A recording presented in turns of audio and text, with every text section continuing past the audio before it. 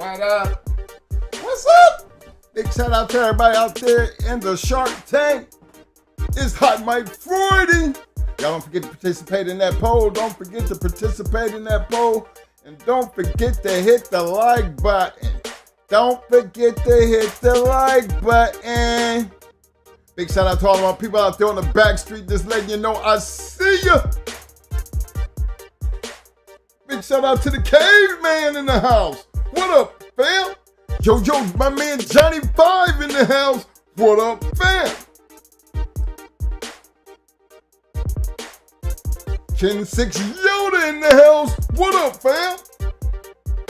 Big shout out to represent my 08 and a dime. Mr. 216 in the house. What up, fam? Representing the D in the house. What up, my man Mr. Chico Nicholas in the house. What up, fam? The one and only long-time supporter, my man Mr. Dickie Foster's in the house. What up, fam?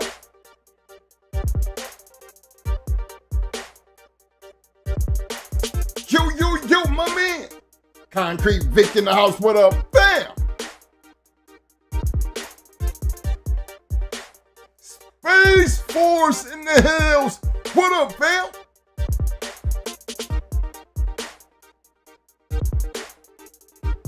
Big shout out to the insane Honey Badger in the house. What up, fam?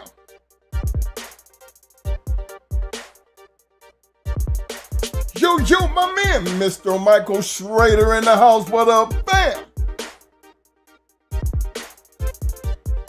Oh man, what up, fam?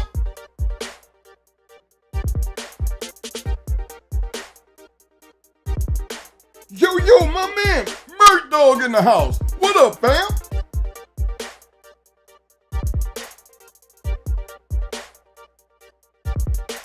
The Swamp Nest Monsters in the house. What up, fam?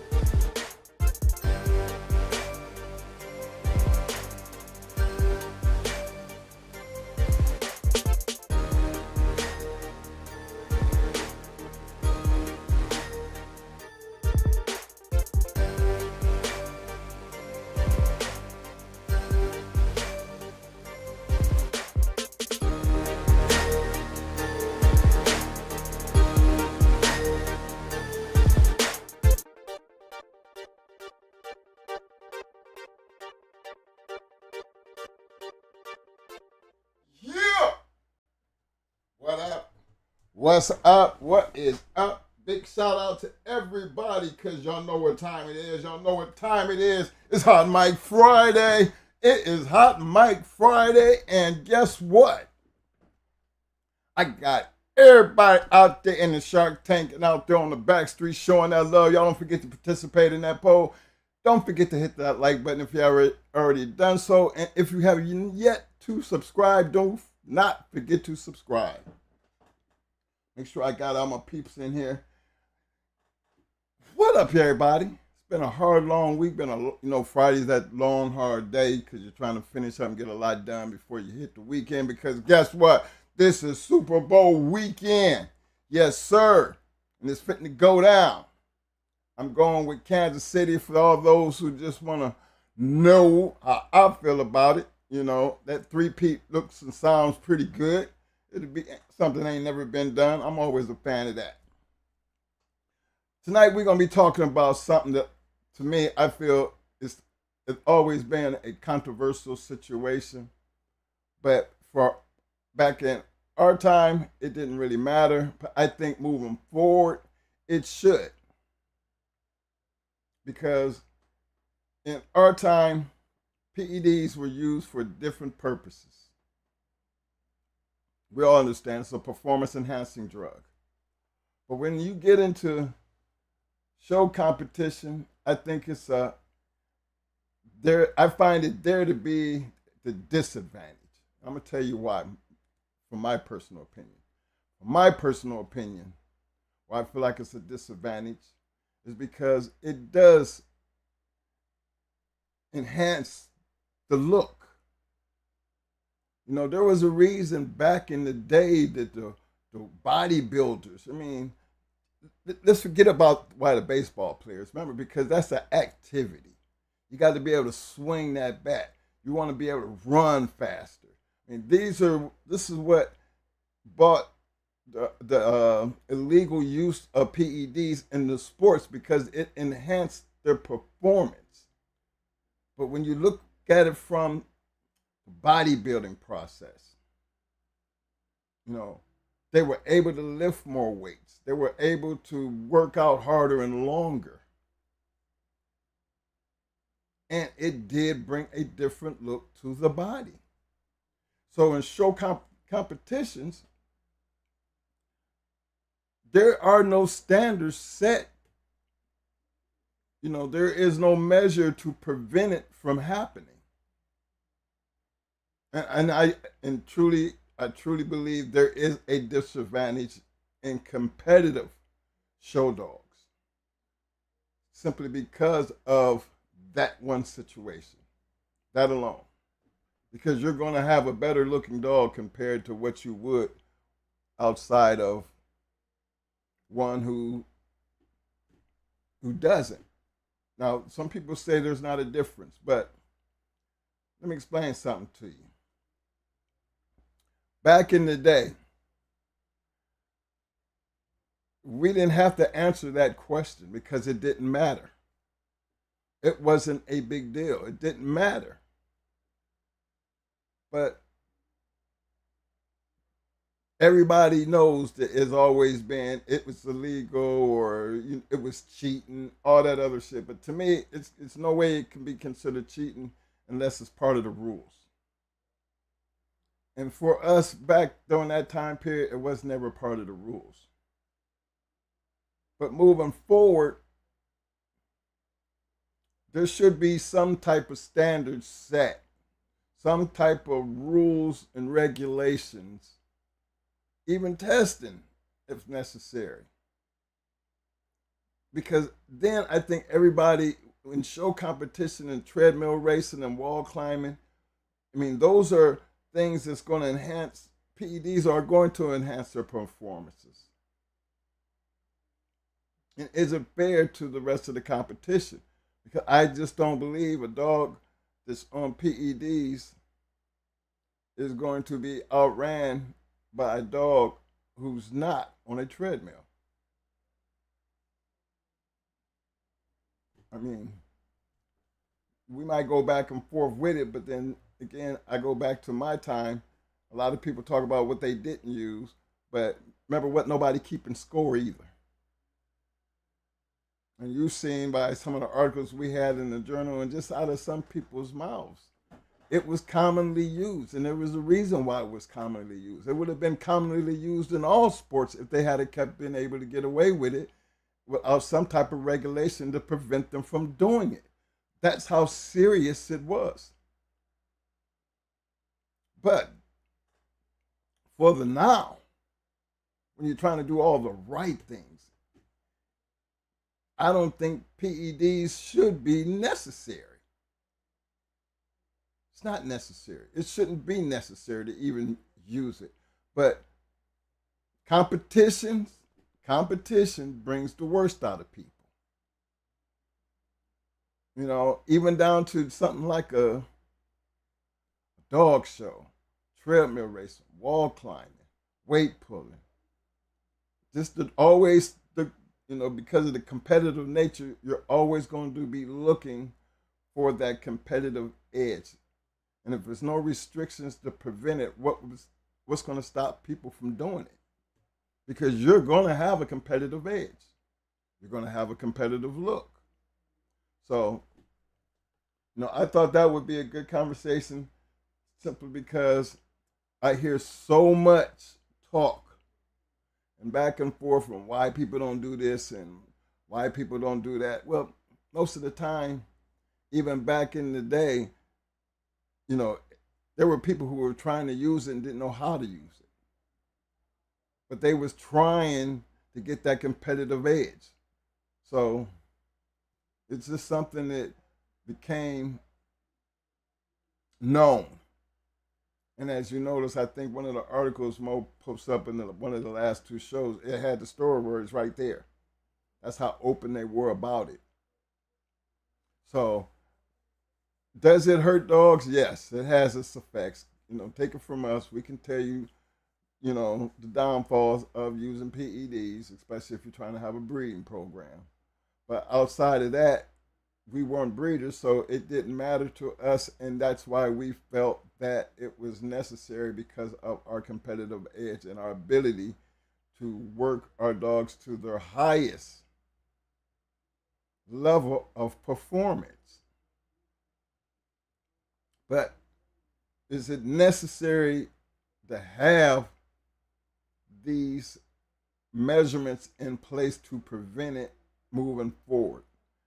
And I am in agreement with any and everybody who says yes, because it does bring a competitive edge to something. And to me, you really just can't just accuse somebody for being on stories by just looking at their dog. That never worked in sports, and it sure as hell is not going to work in the dog, in American Pit Bull show form. By just looking and then saying that dog's on PE. It has to be something a lot more solid. And I think there's a lot of the competitive part of the American Pit Bull Terrier competition shows, it's so much, and I've said this before, there are really no standards for the American Pit Bull Terrier. There really aren't. Because they come in all. When we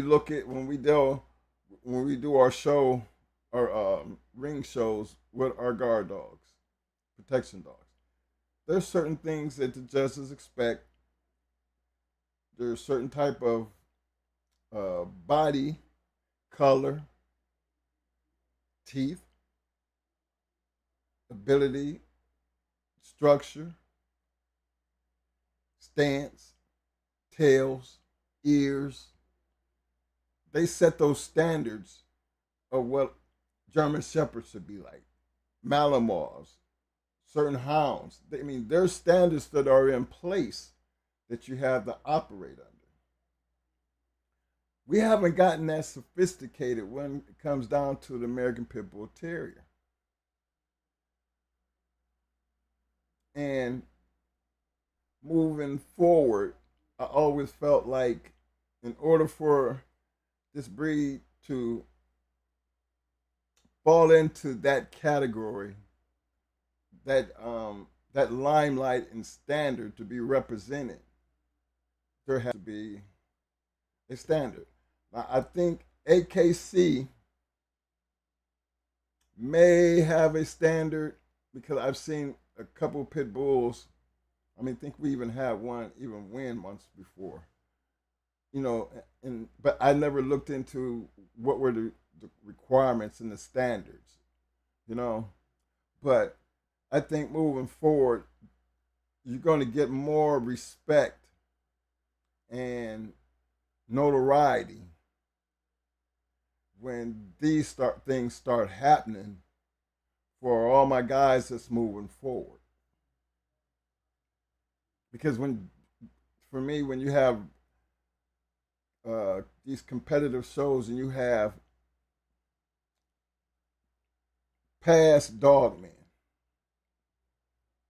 not breeders, but real dogmen,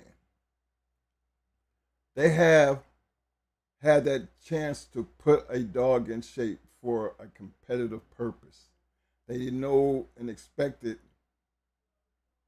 what their dog was going to do, and they knew what they wanted their dog to look like. They knew what that dog was ready for in that purpose. So you move forward, they're going to always maintain that look for purpose. As far as their purpose and what their consideration of what American Pit Bull Terrier looks like. I've been to a couple dog shows, and I've seen some damn good looking dogs. But there's a lot of other things going into winning those competitions.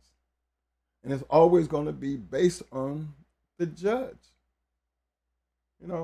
So at some point you gotta, for me, I feel like there should be measures put in place so everybody's basically on the same playing field. That's all. Let me see what I got going here. I want to give a big shout out to the RBG Lone Wolf in the house. What up, fam? Talking to the City Kennels, I see you, fam. I can't get I have to go over here, wait till Mo come in to get on that other thing. But yeah, for me and the PED situation, for me, I'm always looking at the past, because back then it didn't really matter. When we were introduced to it, it was more like brought to our attention of enhancing it. It made sense when you were able to see, dogs pulled in tight and able to take care of their business, because Roy's did more than just make it look good. They actually, used the right way and done, with the right stuff.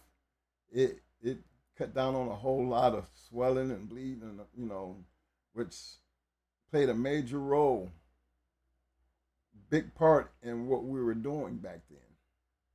So I just say that because you had a whole, fraternity that lived by him.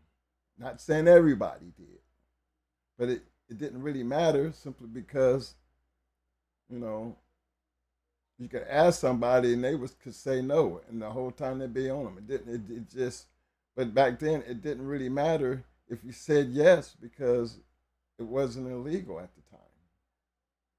Now, I don't know exactly when PEDs became illegal to have, because I know that was one of Mo's charges. But even in that situation, I think the bottlers they was damn near 10 years old. Something that he had amongst his dog medicine, and it was way out of date, but they were still 10 years old. But these are the things that I think is necessary to talk about, because if we're moving forward in the process of moving forward with this breed, in order to, to get the full effect and appreciation of what these dogs can and be able to perform and do moving forward, instead of doing what we did in the past but try things moving into the future. I think more attention should be given to standards and certain measures installed to bring credibility to those standards. Because again, you got a dog man and whoever some of these judges be, and it's just sad to see a good dog not win. And you can't really knock it because it's always going to be judge's choice, but it's so much easier when you have standards in place, because you still want to be able to get the best and represent the best when it comes to this breed, especially when it comes to that type of competition. See, because of our purpose, we had a way of finding out the best. And if you felt like you had the best, you went into the best. That's just how competitive the game was. But that's the past. Moving into the future, things will change. Things have changed.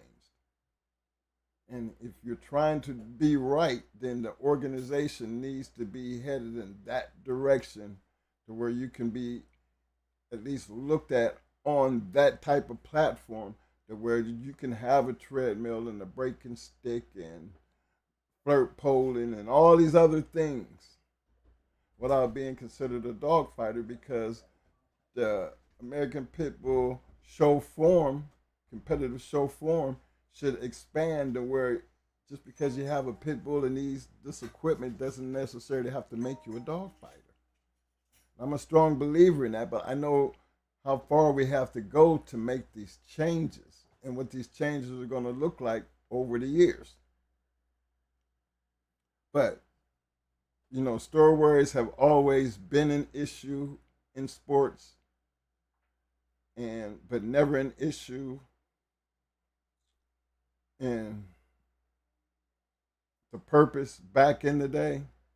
But I think it's going to be a major issue moving forward, simply because the playing field will be totally uneven. That's all. So I ain't trying to be here all night, but while I got this little bit of time, I wanted to speak on, because I ain't gonna see y'all no more until Tuesday, and by Tuesday, the game would have happened already. Let me give a big shout out to my main man, Mr. Marcus B in the house. I see you, fam. I was looking at the MVP, the NFL handing out awards last, I think it was last night or a couple of days ago. And it's crazy sometimes, because you have people who have to vote. See, I'm always looking at when people have to vote on certain things, sometimes you gotta dig in there and find out, well, why did you vote like that? Like, I don't have no problem with Josh Allen winning MVP. But then again, I look at Lamar Jackson.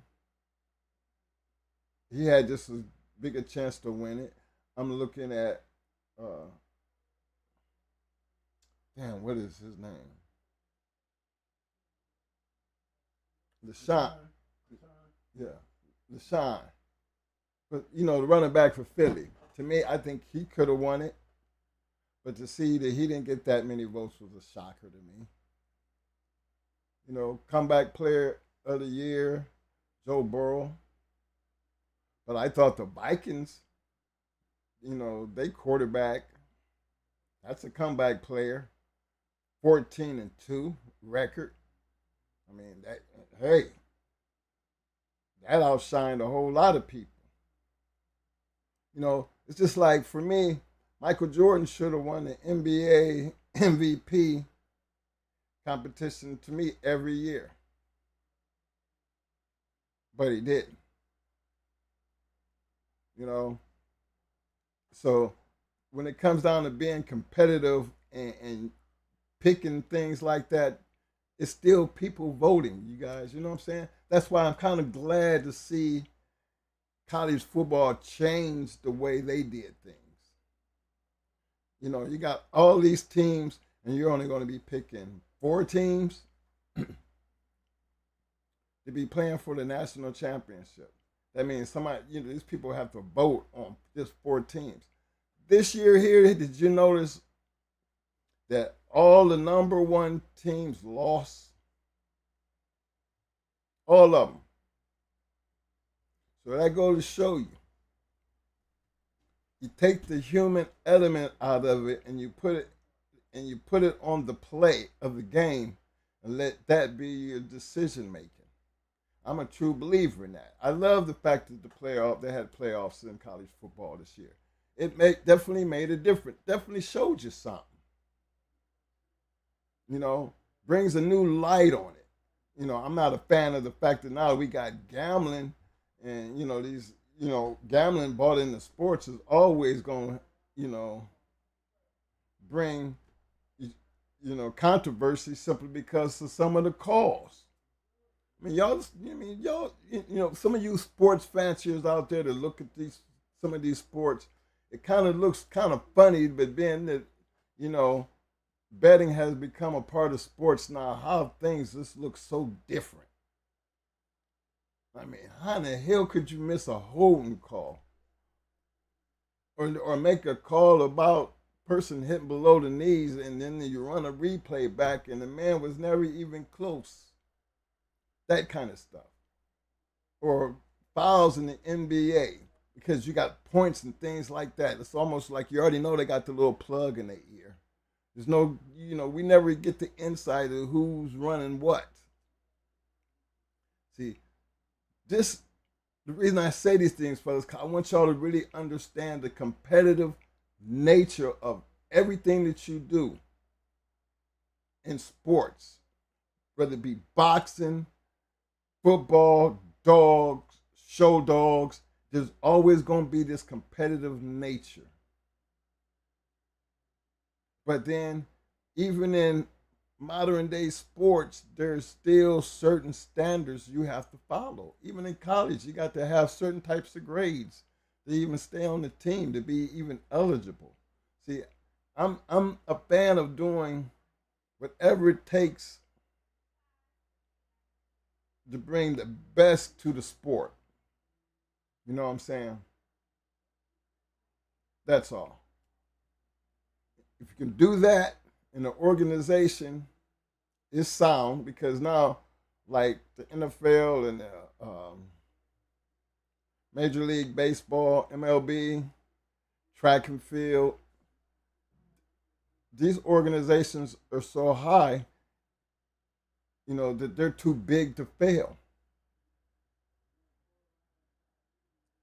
But then again, you stop and think about, look at each one of them sports and think about each athlete that was found dirty and how that actually changed the sport. Because it did. It changed the way people looked at the sport, and then it changed the way people looked at the person who got found dirty.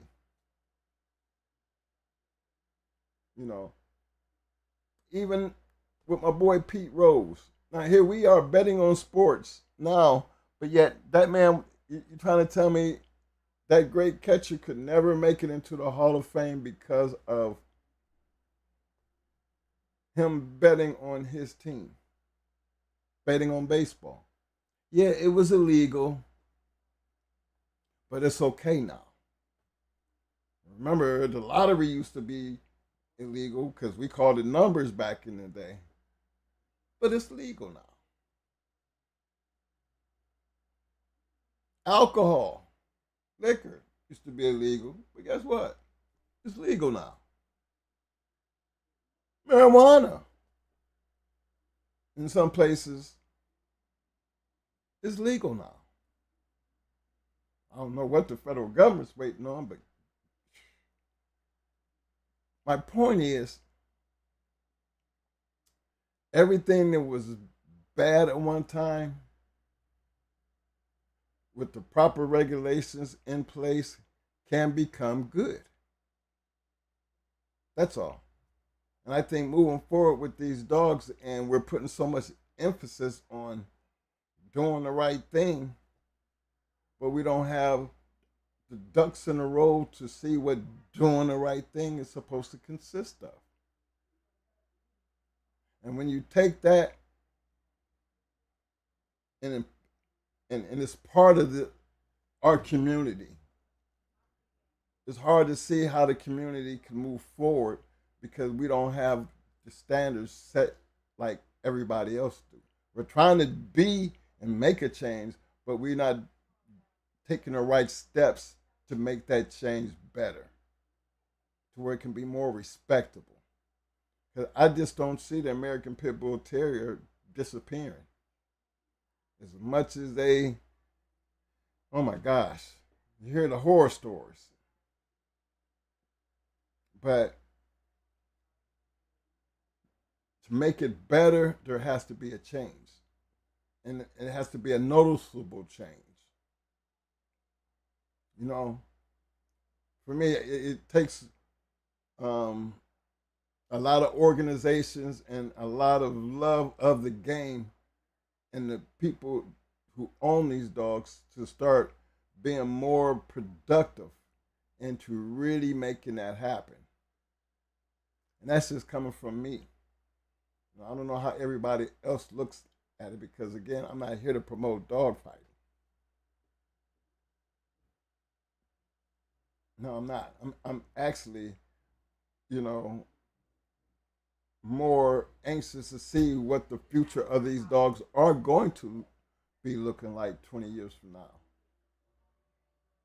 But I know based on popularity, when everybody started having these dogs and they start winding up in every neighborhood, every household, because through recognition and popularity, everybody wanted a pit bull. And then what comes along with that?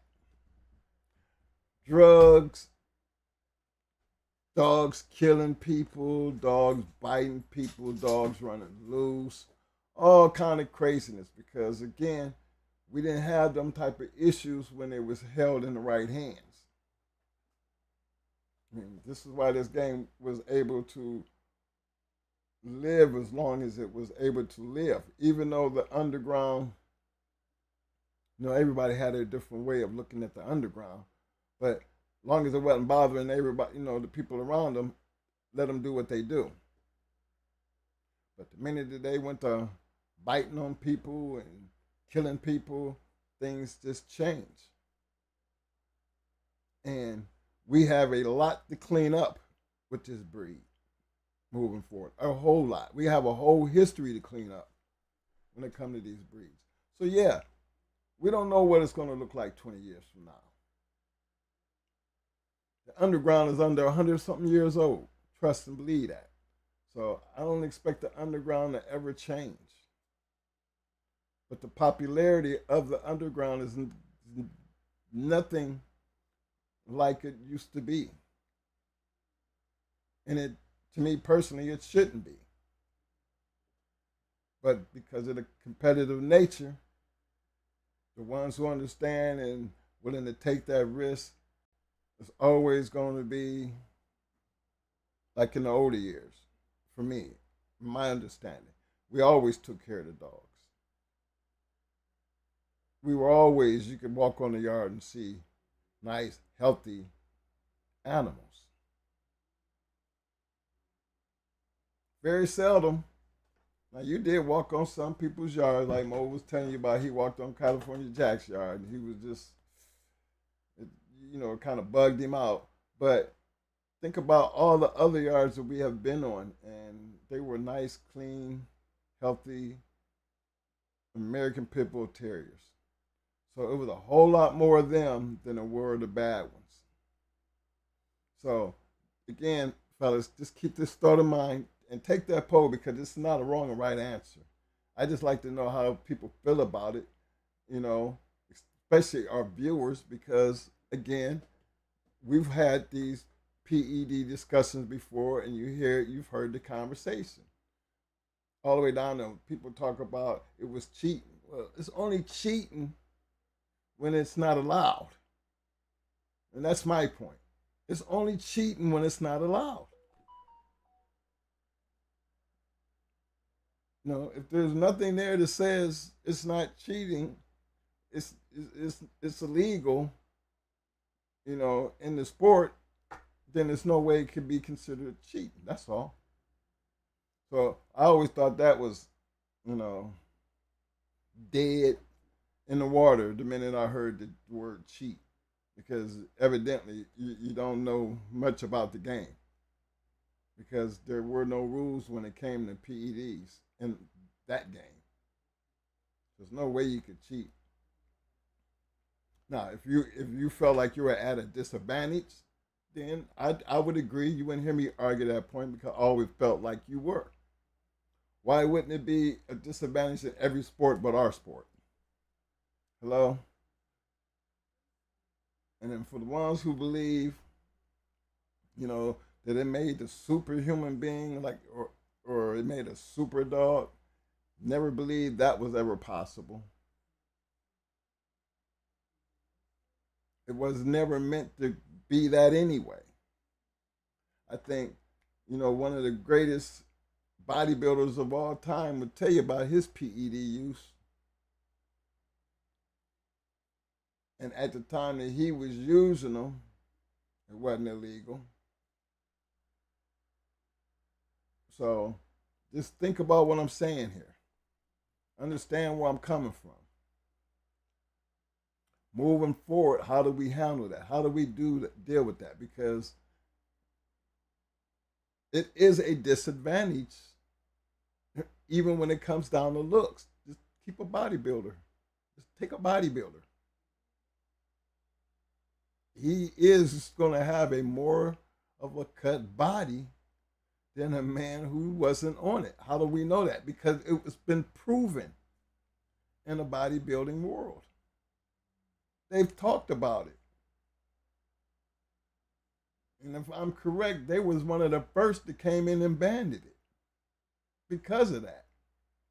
If I'm correct, they were the first to ban PEDs in bodybuilding, where you had to be tested. But there was reasoning, because some of them guys took that shit serious, man. You see your boy every time you turn around, he's sticking a needle in his ass. Everybody want to know, why is he sticking the needle in his ass? You know what I mean? Or have somebody else sticking the needle in there. Remember, you got to read some of the stories. I mean, or what was it? Pumping Iron? Got to go check out Arnold Schwarzenegger movie Pumping Iron.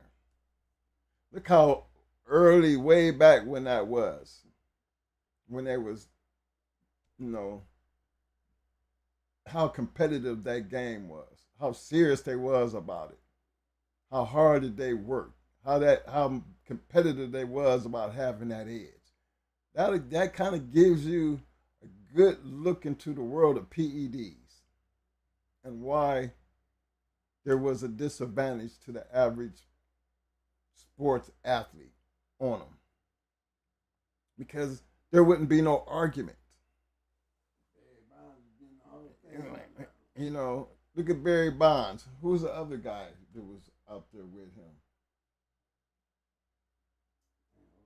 I mean, it was a couple. A-Rod ain't up in there either, is he? He was accused. I think A-Rod was accused of PDs. There's a couple players, but it has prevented them from, first of all, they get that asterisk, Roger Clemens. Can't forget Roger. I mean, it's those kind of things that it puts that black eye on the sport and them. But then think about it, fellas. that's like saying they, without PEDs, they still wouldn't have been able to accomplish what they accomplished, which is, for me, I kind of believe that. I mean, if you take a look at Barry Bonds, and he was always known to be a home run hitter, but and Roger Clemens, think about how he was hitting and throwing. But then you look at their bodies during the PED usage, and you seen that bulkiness. You seen them bulk up a little bit. See, you know what I'm saying? See, there was a difference. I started looking at them numbers, and them numbers went from this to this, and all of a sudden people went to screaming, "Hey, he's on something! He's on something!"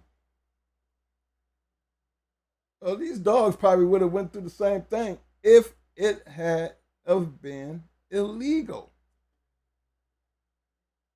But I just don't believe that you can just look at a dog and say that dog is on PEDs.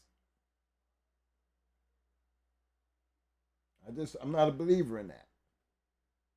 And if you're doing show competitions and it ain't illegal, you can be pointing and saying that dog on PEDs, but if it ain't illegal, why would it matter? But it just lets you know that competitor-wise, no, you're not on the same playing field, people. And for those who think you are, y'all go ahead and just move right on along with that way of thinking.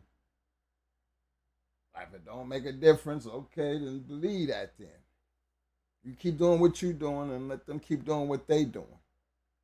But let me check your winning percentage compared to their winning percentage. Let me see if you doing what they doing. Back in our day, why you think everybody started doing it? There had to be a reason. Not saying everybody did it. Not saying every dog that was on PEDs always won. I'm going to just put it like this. When you had over 90% of the game on them, you didn't want to be the one caught without them. That's what I'm saying. But moving forward, do you really want that same attitude? Is it really fair when it comes to that type of competition? Something to talk about, and we're going to talk about it tonight. I'm going to turn this over to my man Mo. Yellow One, I see you out there in the house. What up, fam? Yellow One, you're right. Mark McGuire, that's who the other guy was thinking of.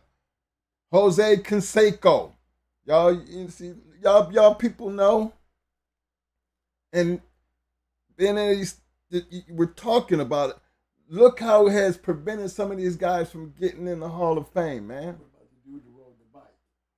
Lance Armstrong. Let's talk about Lance.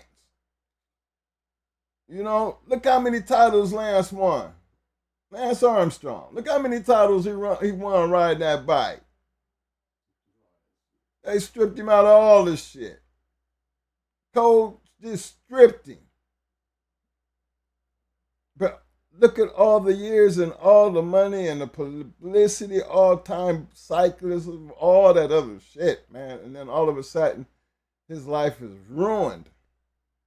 So we primarily don't even talk about him no more, unless we're having this conversation right here. And we already know about the track and field situation. You know what I'm saying? So these things are evident. These things are clearly evident when you're talking about PEDs and the effects it has on the legitimacy of the sport. Because if it didn't matter, we wouldn't be pointing these individuals out. In the dog game, it didn't matter. So it don't matter how many times you pointed your finger. You cheated because you're on them roids. You wouldn't have won if you wasn't on them roids. Well, is that an excuse? I'm not one who believes in thought like that. I mean, roids to me never made a superhuman or a super dog. And for the ones who say that, they really do not understand what steroids actually done. That's why I say do your research, man. Just before you open your mouth, research it, look and understand it, because it never made anybody superhuman. It just gave you the ability to work harder than a person who wasn't. That's all. If you can put in more work and not have to feel all that pain, you're going to put in more work, which makes you going to be a little bit better than the next man who can't.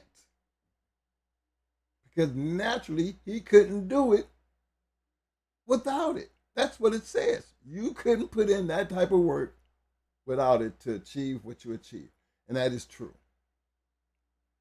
So in this Bulldog game, one thing, whether you knew how to use it or not, you knew there was a disadvantage to you.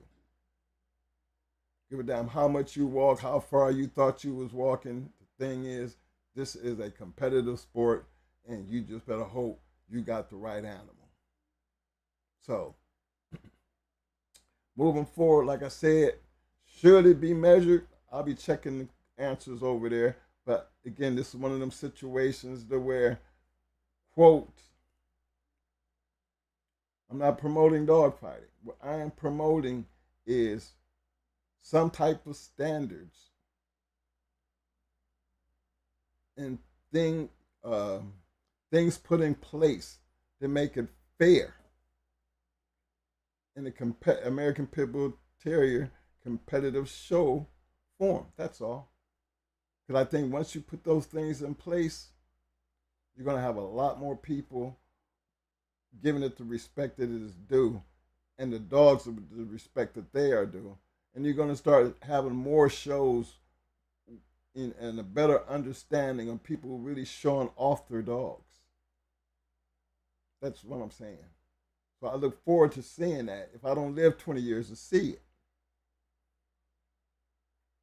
I just think there's hope for this breed moving forward. But that change is not going to happen overnight. That change is going to take us as a community in order for it to change to not just a positive form, but a more respected form. Y'all know where I'm coming from. Let's see. I feel you on that, Marcus B. He said, them roids ain't gonna make your dog any gamer. You're right about that, man. On the other hand, you have to think about the folks that don't know how to use them, ruin their animals. That was another statement by Marcus B., and that is something else that he's correct on. But I'm going to leave that to Mo, because we've already been over the pros and cons. But now, you know, it's about what does it effect do they have in the now when you're trying to improve the outlook of these dogs. That's where we at.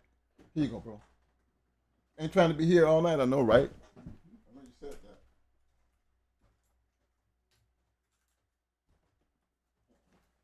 Uh-oh.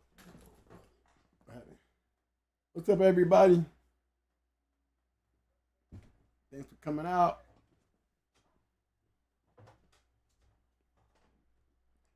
Yeah. Good conversation there, man. Made some good points. My question is, how can it be regulated? Okay. Imagine, what's the chances of a treadmill competition? You got 5 dogs in. 3 of the dogs is on roids. 3 of the dogs is being handled by dog men that really understand the game of conditioning with roids. How many of y'all think them other two dogs that ain't on roids, that's not on roids, and let's give them a high caliber? How many dogs you think gonna be on that podium of 3 dogs? Do you think either one of them dogs is not on roids gonna make the podium? Any one of them? I would give an odd that maybe one of them would, but I can't see them both. I can't see them both because how can it be both unless the dog is on roids doesn't, when he's enhanced, he's no better than the dog that ain't on roids? See, that's not the roid problem. That's the dog problem. You see what I'm saying? Roids is only enhanced whatever in the dog. But even the dog on roids, if he is enhanced, then he still just comes up to the level of the dog that's not on roids. You see what I'm saying? That's 2 different situations where it's not even the roids. It's all about the dog. But give me a caliber dog is just as good as the dog that ain't on roids. When he ain't on roids, he might be just as good or better. And you put him on roids, oh, he's going to be better than that dog. Because they was running even when them both not on roids, then put that one on roids, he's not going to be the same. He is not going to be the same. When they was even, no, the enhancement's going to put him at an advantage. And give it down how good he is. He was just as good as him. We put him on roids, he's going to be better than him. Period. Period. Now we're talking dog on dog. Now we adding enhancement. This dog right here is not going to be better than this dog that's on them roids. I don't give a damn. The science will tell you that. Common sense will tell you that. So that kills that. You know, we cleared up the doggy dog thing. For everybody who's always talking about, I beat this dog and I wasn't even on roids. Well, guess what? The dog that was probably on roids wasn't shit anyway. Okay. Okay, you know, his enhancement, you know, maybe didn't take him as far as to be the bulldog that it took to beat you. You know what I'm saying? But if I'm coming in there, you know, my dog is just as good as your dog, but I'm on roids, I'm going to get you. I'm going to be enhanced. You're going to notice the enhancement. Not too many guys out here with these great dogs that wasn't run on PEDs. Okay? For real. Everybody, if it was anybody, was doing it because they didn't want to be just as good as everybody else. They wanted to be better. And they would take a good dog and make them better by enhancing. PED is going to enhance me. It's going to see enhancement. I don't give a damn, especially if you know what you're doing. You're going to get enhancement. Now imagine the dog on the wall. Maybe when this dog ain't on roids, he can damn near get up there and get the world record. And this is when he ain't on roids. Well, shit. Put him on roids, he might be able to run up there and run all the way up there on over the damn thing. On the roids. Okay? Because it's going to be enhancement. I don't give a damn. It's going to be enhancement. Don't listen to me. We ain't talking about the dog. We can go doggy dog and put them on the same pattern, same type of structure. These dogs is even.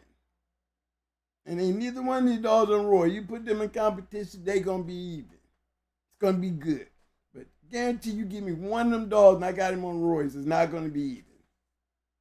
Because where you're still here, I done moved up here because I've been enhanced to move up. And it's going to show. It's common sense. Why call it enhancement?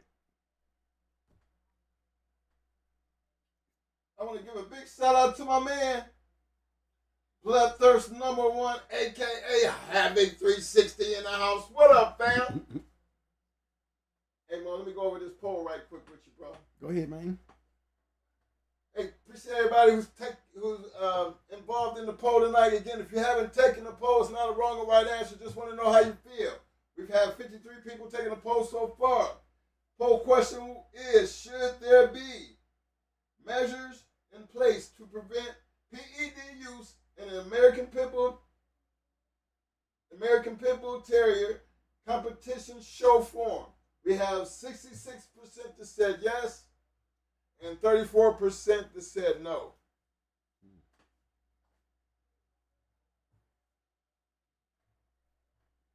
That'd be a good one, because how would you govern it? You know, everybody be dropping samples. You know, everybody need to drop samples and shit after you compete. That means, you know, while y'all there registering, y'all giving out blood samples out of your dog when you register his mind. And that's the only way. And you ain't gonna be doing no testing right there. Shit, you might have won, and you know, you got your shit snatched because the results came back say you was on spike. You know? What up? Big shout out to my man Johnny Rocket. I see you, fam. And it will have to be a lot of competitions where guys are losing, you know, and losing their awards, you know, on them, you know, in 72 hours after the event, you're getting this call saying that, you know, we found traces of roids in you. You know, and we pulling your trophy. I done drove way from Texas to come way over here to Florida. I ain't bringing that trophy back. You know, how do you regulate it? How do you test for it? You know, I don't think it should be, personally, I don't think it can be governed. And again, I'm still on the doggy dog. Who's to say that the guys who's got these special dogs, you know what I'm saying, at this level without roids, and the dog that's with roids still can't make the level of these dogs that's not on roids? That's the difference when it comes to the doggy dog thing. The dog off roids is never good as the dog that's right here, because, you know, with roids, your dog ain't no better than him. So, you know, you take the roids out and put a doggy dog. You know, could you do this without roids like him? No, you can't. And I think a lot of guys, you know, that enhanced their dogs, that had real good dogs, enhanced it to make it even gooder. You know, that's what that is about, you know. Imagine in a weight pool. These are things that you know, and with PEDs, there's going to be enhancement. It's going to be enhancement. And when you're talking and taking good dogs that's already at a high level without it, because when you grading these dogs, that's like back in the day when we bulldogging, when you checking these dogs, they ain't being shot up. They ain't being shot up. So if he can make it to that world where he can get shot up, just imagine what they're getting. He was good just to get here. Now that he's here, we're gonna do some enhancement to him. He's gonna even be better. And that's what guys look for. You know, and even in the end, you got two dogs in there just running into each other and both of them on roids, still the better dog gonna win. You know, better dog gonna win. And a lot of times it could be due to the conditioning. You know, when you both on roids, because the pace will be fast, it's gonna be hard, and sometimes it takes a minute. But then sometimes you have it where you can be on roids and just not prepared for the type of dog you ran into. You might be a marathoner and this dog is a finisher. You might get caught in a bad situation on some enhancement where you're used to running and outlasting compared to this one is coming in. He's coming at a pace, maybe a pace that you can run with, but that's not your style. So he can come in there and break you up due to your style, even with the enhancement. you're waiting to take him to the water, and you're not going to make it to the water because he ain't going to let you get there. Too much of a bulldog. Still has a lot to do with the dog. And even both dogs is on the enhancement. Still comes down to the bulldog and the style. You know, especially in an enhanced level. It doesn't change the style, period. Let me see, the other one was, let me see, confirmation. Dogs that's in confirmation, Mike said you might not be able to tell the difference.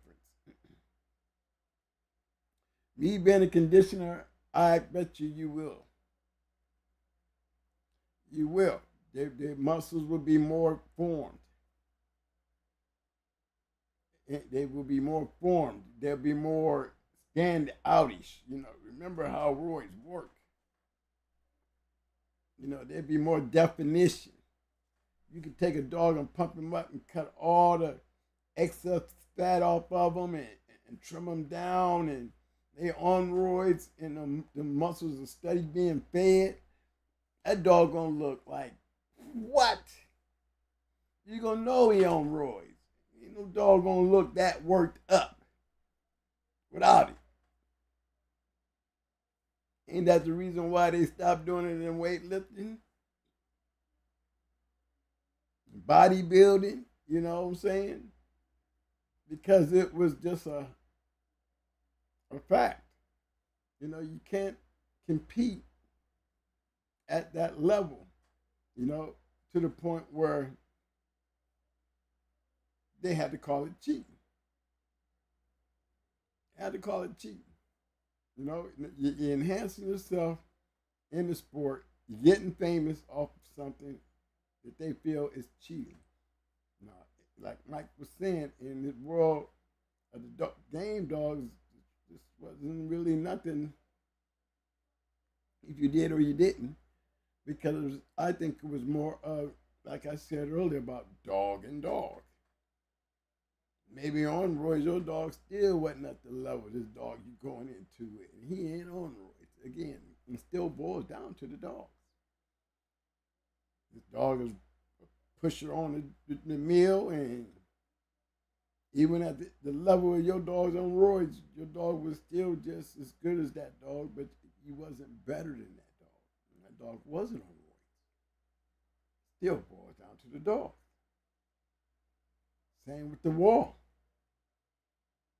You know, you can get up there,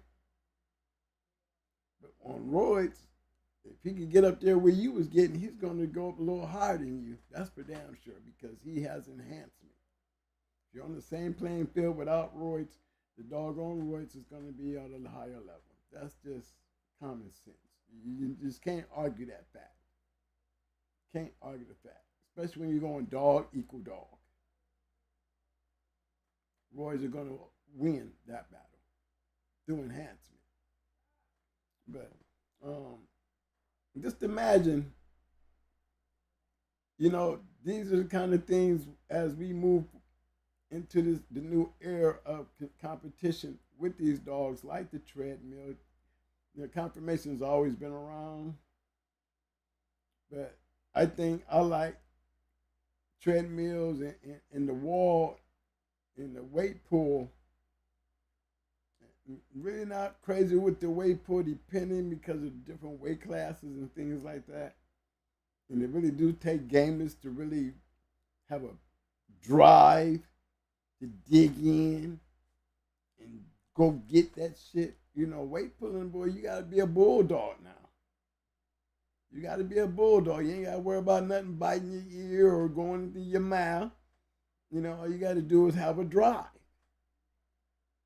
And you be able to pull a lot of weight due to your drive. That's saying a lot. Saying a lot. Same with the treadmill. Being able to get up there and burn that mug up. You're showing drive. You know, it takes drive to really see a dog. Their mind be focused and get into that zone, you know, and he can just zip.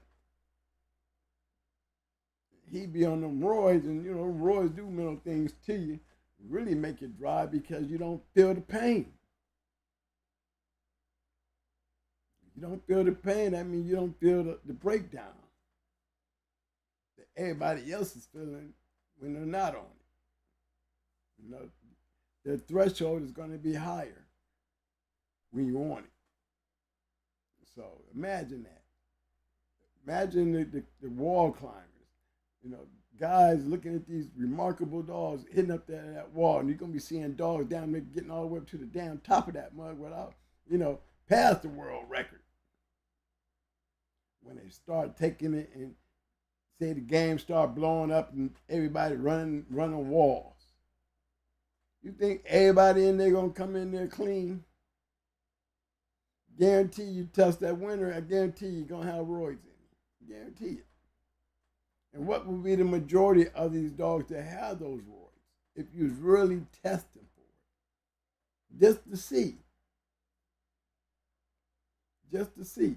If they're professionals and there's no rules, you'll see a lot more usage of it. But if there are rules and it was to be governed, which I would see it kind of hard to do, you know what I'm saying? You probably won't get them world records, but by dogs that's truly a world record getters without roids, without any type of enhancement. That's all. And I think that was a good point to clear out the way because I hear a lot of conversation about the usage of roids. You know, and like Mike was saying, you know, in this world of the bulldogs, there's no such thing as cheating due to the use of PEDs. So don't need to beat on that too long. You know, it's not even to me, it's not even a good topic to have to people who don't use roids. You know, I've always felt like a person who don't use roids is because they don't know how to use them. You know, so to make them sound like they still know what the hell they talking about, they'll put roids down. But you never used them before, they know how to use them. So how are you putting it down? Because you don't know nothing about it anyway. Better off for you to jump on that fence and scream across there with it to take the logical thinking about it and understand that when you truly do compete, when you got to worry about somebody grabbing your ear or going in your mouth or grabbing a leg or your stifle, and you putting that true games to work in these new events, you know what I'm saying? I think we will see. You know, it would be interesting. I'm dead serious. I'm hoping to see a champion Tread Miller, a champion wall climber. I mean, a true champion wall climber where, you know, if you're gonna sell some damn dogs and don't use the game dog name, you know what I mean? And you're doing it in a line of, I got a line of dogs that come down and climb the whole top of this thing. You know, then you got a generational thing going where guys that are actually running walls will gravitate to that if they got these type of dogs out there winning these type of titles. See, you got to direct all that traffic that used to be over here in the dark and bring it all out here to the light, to make it noticeable, to give it any kind of a chance to, you can compare what you're trying to do now to what was going on then. You know, because you're still going to have a lot more people gravitating to what was the then than the now. But to see it happen, it would be interesting. You know, and I wouldn't be out there trying to make an issue with any type of roids use anyway. I would continue to let the bulldog community stay free of that, because if you don't use them, no foul. If you do use them, no foul. Because roids is only going to make a dog better, but he might not be good enough to going to the dogs out there who don't have the roids. So I don't think we should be messing with the roids. We should leave it like it is. Who cares? Do the match. You know what I'm saying? Hit the treadmill, hit the weights, hit the wall, hit the confirmation. You start pulling out winners like that, then you'll start seeing people gravitating down there like they did with the bullies and the Frenchies. Everybody jumped on a bandwagon. You know, let's stop talking about the Maydays and the Carvers and the Indian Bolios. You know what I'm saying? Because those are all related names to the dark side. You know, for it to work for y'all today, y'all need to have a champion wall climber, a grand champion wall climber, a champion treadmiller, a grand champion treadmiller. And if you got these things and people starting to have an opportunity to see what a grand champion look like on a treadmill race or a grand champion to hit that wall, you know, now we can go over and say, I'm buying a puppy off of him. Not because he's a game dog, but I'm into treadmill racing and I want some of his blood. Do you know what it will take for that type of game to really gain momentum? Is when you guys stop using the game dogs. And exactly what you're using. You're using game dogs to facilitate your treadmills and your walls, but you say you're going to do it, but you're not doing it in the capacity because you're still using game dog pedigrees. You know, I mean, I could see starting off with a Carver dog, but all them Carver dogs are so far down in them generations, it should be a new dog standing there now. And he may have all the Carver stuff in him, and might have all the great stuff in him. He might even have a great background of game dogs in him. But that's not what you're competing for now. And if you can get that on these type of events, you know what I'm saying? Then I can see you selling puppies. You know, and they're not being sold for the purpose of game dog fighting, but for the purpose of this dog is a world record treadmiller. So when people go to take their female breed to you, they ain't breeding because of the game dog pedigree. They breeding him because they are into treadmilling. And they bring in their bitch, you know, the daughter of the person with the female, she is the breeder.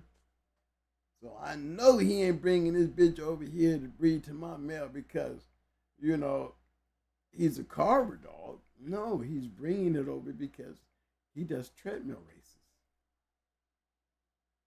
And he's breeding your dog because your dog is a great treadmill dog. So until y'all get into that right there, I mean, and this goes for everybody out there who sees the pros into doing it and trying to change things to make, you know, the look of these dogs, you know, better in the community. You know, hats off to you. But, you know, again, until y'all start producing something with this stuff in these events, because these events does exist.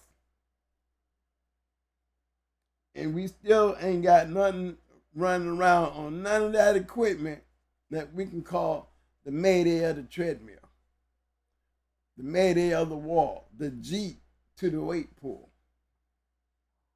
Ain't got none of that yet. You know, and how long is it gonna take? You know what I'm saying? How long are y'all gonna be paper breeding?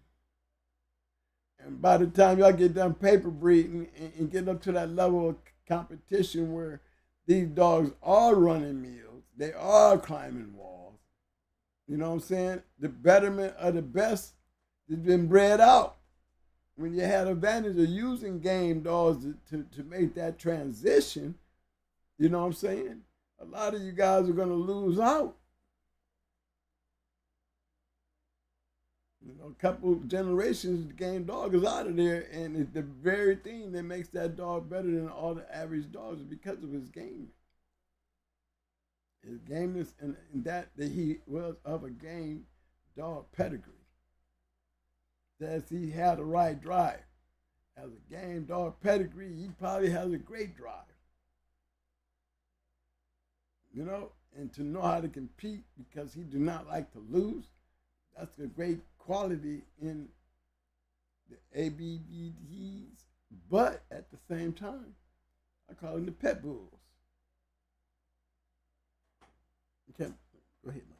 I want to give a big shout out to my man, Big Soul in the house. What up, fam? Big shout out to my man representing Shreveport, my man Shreveport Mike in the house. What up, What's fam? up, Mike? Big shout out to Big Hill fam in the house. What up, fam? What's up, fam? Big shout out to King James in the house representing What Up, fam? Okay. Hey Mo, you got my man Johnny Rocket and King James. Johnny Rockets wants to know wants you to talk a little bit before the night's over about week 4 and 5 of your conditioning program, and my man King James wants to talk about week 6 and 7 of your conditioning program. Well, here's what I'm gonna say about that. It's what you do in week 1, 2, and 3. It's very important to get you through 4 and 5 and 6. 7 and 8 is the finished job. 7 and 8 is like, 8 is like, if I'm in my competition by week 8, I ain't doing nothing. I am resting. I am massaging. I'm keeping him loose. You know, I wouldn't care if it's a meal. I wouldn't care if it's a wall. I wouldn't care if it's confirmation. You know what I'm saying? Or a weight pull. Week 8, let him rest. You know, you're not going to lose nothing. I see guys that just keep working their dogs all the way up till. Why do you think you're going to lose anything? You're going to gain more when you let them rest. You're not tearing up nothing and repairing nothing anymore. You should be already built up and ready. So let it rest. It's like when you take some food out. You know, when you take some food out of the oven, you have to sit it on the stove and let it finish cooking itself out. You don't need no more heat. So let it just sit there and cook and simmer on its own. Y'all understand what I'm saying? That's why week 8 is important to do that. It makes sense. You didn't rewind this and repeat it again until you make sense. Because I'm making a lot of sense. So that's 6 and 7. 7 prepares you for 8. Because 7 is peaking. That means you're here. You didn't peak. And peaking is when you come down from the peak. Week 6, you didn't went up the mountain. By the end of week 6, you at the mountaintop. That's the peak. The peak starts when you start coming down off that mountain. That's what peaking is. You didn't already hit you didn't hit the peak on week 6.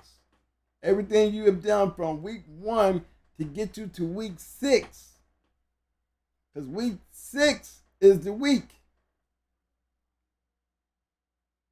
You're supposed to beat this body up for 6 weeks. Gradually and smart. You got to be smart. You got to know how to read your dog to get the proper build. You know, they say you condition all dogs the same. Well, if that was you can't condition all dogs the same. Okay, so you tell me this. I got a whole football offense. I got people coming in and out of the huddle throughout the whole game. Now y'all gonna tell me that I got time to have to teach each and every one of these dudes, my linebackers, my guards, my centers, that coming in and out of these switches. That, you know, that we got to learn this. You know what I'm saying? On day terms. Knowing when I play this play is not gonna change because we got him in here. He's got to be able to do the same damn thing that goes along with the whole program as a whole. I don't care if he don't like doing this, then you better figure out how to get him to do that. As long as it equivalates to what everybody else is getting when you get to the end. Don't care how you get there. But if I'm doing a program, my understanding, because I'm the coach. And as the coach, you know, I don't have time to recognize anything. Nope, I would take a dog and put him under the same type of conditioning as I would any other dog. And then adjust to what he can take and what he can't take. That's the only thing that's going to be done different, because that's the only thing that makes the difference of the dog. But as far as the stress and the pressure and the enhancement that I'm looking for, it's the same thing. I ain't changing. I don't care how we get there, but we gonna get there. So that part doesn't change.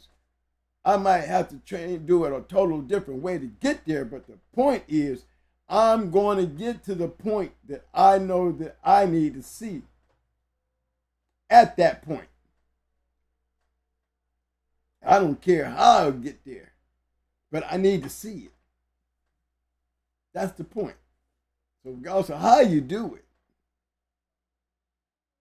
you know, you can't condition all that, but you got to have a point. And that point will give it down how you get there. You still got to get to that point. See, that's the point. That doesn't change. See, understand that part. Well, I got to walk my dog, but is he ever getting to that point that he needs to get to that you understand? How are you grading your enhancement? How are you grading your advancement? How are you taking care of this dog through this pattern of changes that you're trying to create? Some of you guys got it so mixed up that you get it wrong. Me, I believe in total maximum pressure. Because if I can beat the body up, I can fix the body. And if I can keep beating the body up and constantly fixing the body, then that means the body is constantly giving me the improvement. It's fixing itself and it's giving me the adjustment to ask for more. And I have to be smart enough to know that if I did not change that point of what I'm supposed to get to, because of how I get there, the only way I'm going to know that answer is he got to get there when I want him to be there. Still didn't change the point. Care how you do it. But you better see what you was looking for at this point. Week 1, you have a point to be at the end of the week. Week 2, you have a good point to be at in week 2. But it better be not the same as week 1. And 2 better be better than 3. And 3 better be better than 4. And 4 better be better than 5. And by the time they get to 6, by the time you get to 6, because this is where all maximum, you is at your max right there. You got a whole week of proving that you can deal with that max. Because once you pick and start coming back on 7 and 8, all that beating up you did for the first 6 weeks, got all that time to weaseling him right on down, weaning him right on off into a good rest. That's what you call a great keep. Y'all figure that part out right there. That part right there. Yeah, 2 has to be better. I mean, 3 has to be better than 2. 1 got to be, 2 got to be better than 1. 3 got to be better than 2. 4 got to be better than 3. It just got to get, everything has to increase. And if you're slacking because your dog doesn't seem to get to that point, and he doesn't make it to that point, then either you're doing something wrong because it doesn't change. It doesn't change. It does not change. That's like I'm saying about we got a whole offensive team out here and there's people always running in and out of the huddle. Well, we got to change the way we do shit because we got a certain person in here and didn't make it up to that point that we at, the level we at. No, he's going to be sitting his ass over there on the bench. Because over here on this part of the field, we are at a certain level that we all have to maintain and play on.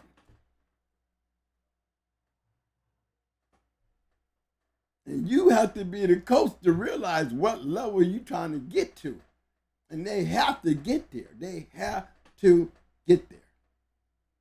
If you cannot fix the body, and because the dog is not getting there, due to whatever it is, it's because you're either asking for too much and you're not putting enough there to get there.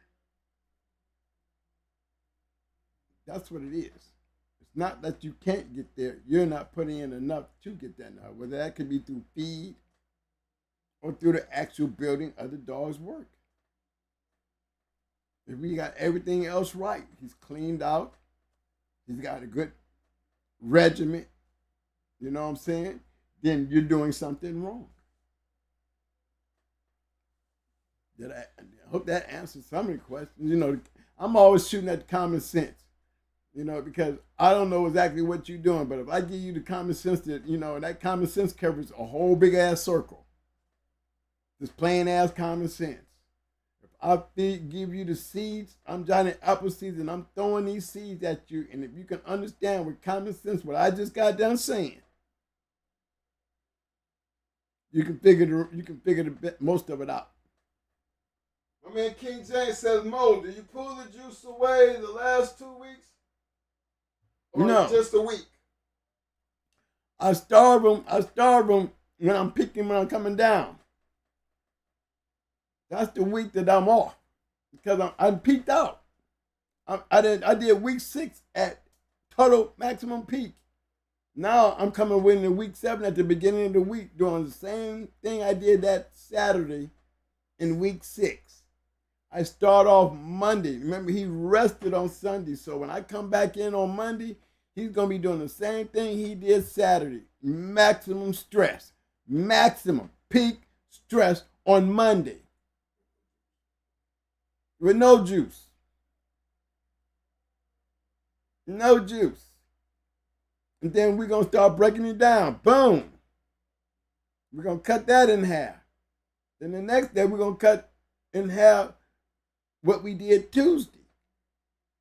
And then Thursday, we're going to cut in half what we did Wednesday.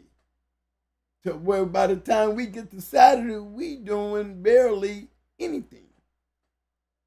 So imagine what it had to take for me to take week 6, come into Monday of week 7 with no roids, and I'm chopping everything down. Why would I need roids and I don't need enhancement? I have time to break down and still fix, heal, rest, work. Now week 8, chill out. Chill out. It's not going nowhere. I mean, you really don't do nothing week 8, man. I don't do shit. Man, I be really 10 days out, don't do nothing. By the time Saturday comes, I'm kicking it on Friday, going out on Saturday. Because I'm barely doing nothing. That's game day. you're going to notice your last hard day of any type of work is going to be Thursday. Because Friday, by the time you get done cutting off everything, there's really, 5-10 minutes on Friday and maybe 5-10 minutes on Saturday, whichever way it is. You might have worked 20 minutes on Friday, and now you ain't working, cut that in half, that's 10 minutes. And when I say done, you're done. I didn't say, well, I'm going to go ahead and work them a little longer. I didn't say that. I didn't say do that. I said literally follow the pattern. If it's making sense, if it ain't making sense to you now, use your common sense knowing I done gave you some seeds and understand exactly what I'm saying. No, don't take what I'm telling you and add it into what everybody else is telling you and try to incorporate what I'm telling you and what everybody else done told you, because you're never going to get it. You need to figure out exactly what I'm saying, down what everybody else done told you. Pay attention and at least understand exactly what I'm saying. And if it can make sense to you, then that means that your seeds ain't stuck in weeds. That means your seeds have landed in a nice green area where you can get the nutrition. You understand what was told to you. And you know exactly what to do. Because common sense, you have figured it out by just listening to exactly what I said. Imagine what the body's doing. Imagine how in the hell you gonna tell me your dog was tired on Friday and didn't see this shit on Wednesday? Tell me that. How you gonna tell me your dog is dropping off fast weight on Saturday and looking weak on Saturday? And I think I worked it too hard, twin, because he looking terrible today. He ain't feeling right. Well, how did you not know this on Wednesday? How did you not know this on Thursday? Use your common sense and think about this shit now. What are you doing? Are you so focused on what you doing that you're not paying attention to what your dog is doing? Well, I'm going to give him 2 days, 3 or 4 days rest. He's looking like kind of tired. Did you hear me say anything like that shit in the key? Did you? You done did something wrong. You done did something wrong. And when you start changing shit to spin on a constant like this, that's like finding up a spark plug that's got a bad plug in it. It's going to be... Because you need to gain some rest. A couple of days rest. I think I've been working too hard. You see what I'm saying? And when you going to do that mistake? In week 6? You done threw off the whole metabolism in week 6 that you're going to be trashed going into week 7. You can't even break it down right because you didn't even build up the finish out right in week 6. You done gave him 3 days of the week 6 the way he didn't ever get to the maximum stress level to even see what the hell your dog looked like at that level. Because if you see what I'm supposed to see in week 6, I know what I'm going to see in week 8. So the hell am. I should know what I should be looking like. Now, somewhere in there it changes by the time payday comes, then you know you done fucked up somewhere. That's all. Because how can you not know this if you're doing this every day? How can you not know the changes before it got worse? You hear me? Always talking about keep your dogs on the scale. Don't take what I tell you and try to bring somebody else's shit in here with it until you clearly understand what the hell I'm telling you. Because see, I don't want you getting mixed up by all y'all got your own little mentors. You know what I mean? Everybody got one of them. But don't take my shit and put it with your mentor shit till you figure what I'm telling you. I don't need your mentor shit to get in there and confuse you and you miss the point than what I'm telling you. Know what I'm telling you before you start adding everybody else's shit to it. Understand and use the common sense of understanding exactly what I mean before you start throwing everybody else's shit in there and confusing them with my shit. These are things you're supposed to see. Swamp Nest Monster coming in with a 5-piece showing the love. Appreciate the love, fam. Yes, sir, baby. Big shout out to Cecil Jackson in the house. What up, fam? Big shout out to my dog, Eli Monsters in the house. What up, fam?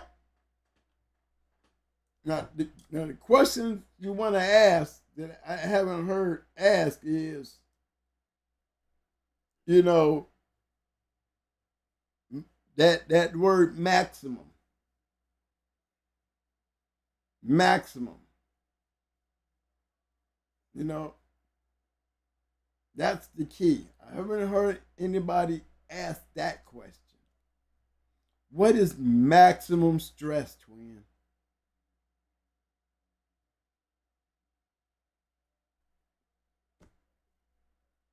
How do you get to maximum stress, twin? Nobody's asked that question yet. I ain't gonna answer it until somebody asks me. Well, while you waiting on that question, I'm gonna give you this one. My man Big Sauce said, GHK, have y'all ever went into time competition off the juice? And if so, how did it go? Well, we wasn't on juice with Mikey. Well, I wasn't on juice with Mikey, and we beat or judo. Neither one of them was on juice. Or Taro, baby. Well, none of them. Yep. Guy Baby wasn't on juice. Dusty and them wasn't on juice. Wasn't none of them on juice. Mikey wasn't on juice. I didn't get in on juice until I started messing with Stone City and Mayday and all them. You know, that's when I picked up the juice game. But Mikey and Judo and them wasn't on juice. Cry Baby, you know what? None of them on juice. And when I got on juice, you know, I didn't lose at all. Maybe because of the dogs. Your experience changed too. Yeah, then the experience changed. A lot of different things have changed in me. You know, remember, I'm still dealing with dogs, man, when I'm not on juice. I'm still learning how to condition a dog when I'm not on juice. See, by the time I got on juice, I already knew how to condition a dog. You know what I mean? And I understood clearly what enhancement meant. You know what I mean?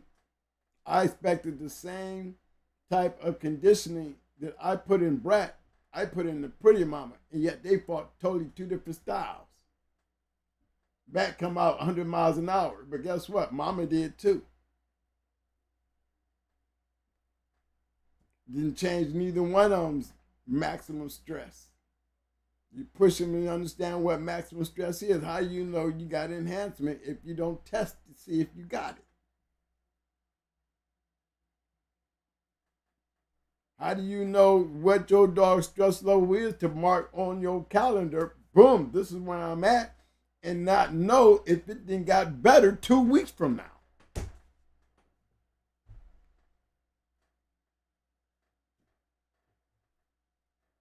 Mm-hmm. Johnny Rocky said, twin, how do you get maximum stress? Maximum stress is like this. Okay, let's go into make sure we on the bus. We're going to get on the bus and we're going to go check out this dog show right over here, okay? Now we're going to get on the bus. Now, here's a scenario. Okay? This dog here looks great. My dog, he looks great. Referee say release the dogs. My dog come right in. Boom. All of a sudden, 10 minutes in, I'm noticing my dog was working real good, but now all of a sudden, my dog is looking like this. Yep, the other dog is still like this, and my dog is still moving like this. What the hell going on here? What's going on? Because they're going so fast. You know what I'm saying? Why is my dog sinking? What happened? Why didn't his dog get tired with my dog? Why his dog seemed like his pace was so fast that I couldn't keep up? Because he was on a better maximum stress level than you. That's what maximum stress is. Knowing what your dog looked like at his maximum stress. And you build off of that. You build off of that and you build onto that. What you see in the beginning at maximum stress better be damn near 6 times better by the time you get to week 6. What made him tired in 15 minutes, you better be making him tired in 30 minutes. Then 45 minutes. Then an hour. Then an hour and a half. How you gonna know you got enhancement if you don't keep moving the fucking bar? How do you know what your dog gonna look like when he really get tired? Is he gonna quit before he even make it there? You gonna know. You gonna know. How do you get there without killing your dog? You gonna know. How you gonna get there without encouraging your dog? You gonna know. How do you gonna get there to that maximum stress level and be able to get your dog through it if you're not working with your dog? You have to understand when you ask something for your dog gotta trust you. He gotta trust you. I'm asking for something and I know you tired. I'm putting a little toy in front of you and you tired as hell. So why are you standing there in front of me doing this and you know I love that thing? I'm gonna get it. I'm so tired, but I'm gonna get that damn thing. I'm already dealing in maximum stress right now. He done gave me everything he can give me, but I'm gonna beat you up. I'm gonna make you want it so bad that you gonna give me more. And you just keep doing that. And doing that. You see what it looks like. You know what it looks like. You should be able to look on your clock if you're doing it right and know when it's coming. Mark, last week, he did this shit in 15 minutes. Today, we doing 30. Next week, damn, man, twin, he didn't even slow down. 45, man, I was ready to push his ass. He was like, you know what I'm saying? Good. But you don't put it all on the table. Stay to the path. Stay to the path. You don't change the point. Because that point is a high point to take. If you got one that can get to that point, and you be like, he could have gave me more, guess what? Don't worry. He got work. He got tomorrow. He got tomorrow. Like, guess what? Because tomorrow I'm asking for a little more than what I was asking for today. It's always a constant push for total stress to build that bar. What he couldn't do, he's doing now. And when he got to that point, I asked for more than that. And he's doing everything that I'm asking because I'm the one that's the coach. I'm the one that's the coach. You get in there and try to do it on a day and he don't look like he's feeling right or he's looking right, then guess what that means? You shouldn't have to wait till Saturday to see that. You should be able to see it the very day it started happening. You cannot go playing with maximum stress conditioning if you're not paying attention to your dog. And even then, you better be trying to get it out of it. I mean, it's not his fault. It's something you're doing. It could be the way you feed him. Maybe, he don't need rest. He don't need rest. You need to add something to where he don't have to need rest. That's what you need to figure the hell out. Because if he needs rest, and that means he can't take the work you putting in, that means you ain't putting the right type of gas in there to make him get there. You got to still give it something to get him there. All your shit got to be on point to get there. It's not about just putting the stress on him without building the body to be able to take on the stress. And that means feeding them, giving them the right shit to cover all bases. A breakdown of that body is going to go through when you're putting him through it. My man Fresh said, Twin, I know you love that fast-paced stuff. I seen a smart dog cut the pace off by hitting that nose. Yeah, but here's the problem with them nose hitters. I can tell you that I can take a killer and come in there with fast pace, and if he grab me in my face, I'm going to kill him just as quick because my pace is not going to change. Grabbing me in the face is not going to do nothing but make me grab you in your face or grab you in your bottom jaw. Because for you to put your mouth on my motherfucking nose, that leaves your bottom jaw. And guess where all your power is? It's not up here, it's down here. And I'm going to chew all this off. And still going to be shaking the shit out of you. Crunching that bottom jaw. Because that's what good killers do. They want you to grab them on their face so they can get that bottom jaw. Because you're not hurting them. If a dog grabs a mug in the face and his bottom jaw is exposed, a smart dog will break his bottom jaw. He will tear his bottom mouth off so bad that he can't bite worth a damn. Think about that. Pushing, he's going to work it. The whole time he's pushing, he's not going to stand there and let you just work this nose. No, he's going to have his jaw, that bottom jaw in his mouth. And he's not going to be a bit worried about it because he's really the one got control. You might have my face, but that bottom jaw ain't biting me because guess what? My bottom jaw is biting the hell out of your bottom jaw. Your hinges is getting towed up because I got my whole mouth on your bottom jaw while you sitting up there grabbing me on my face. And you sure as hell can't bite me hard when you got to bite through what I got in my mouth. Think about it. So you compare who's and what type of dog you bringing, because he would have jumped on my dog because they all jump on my dog's face. But I'm gonna tell you how we get them off, and the pace never change. You see what I'm saying? No, some dogs panic when they get bit in the face. Mine, they already go to ugly pace where you can expect them to get bit in the face.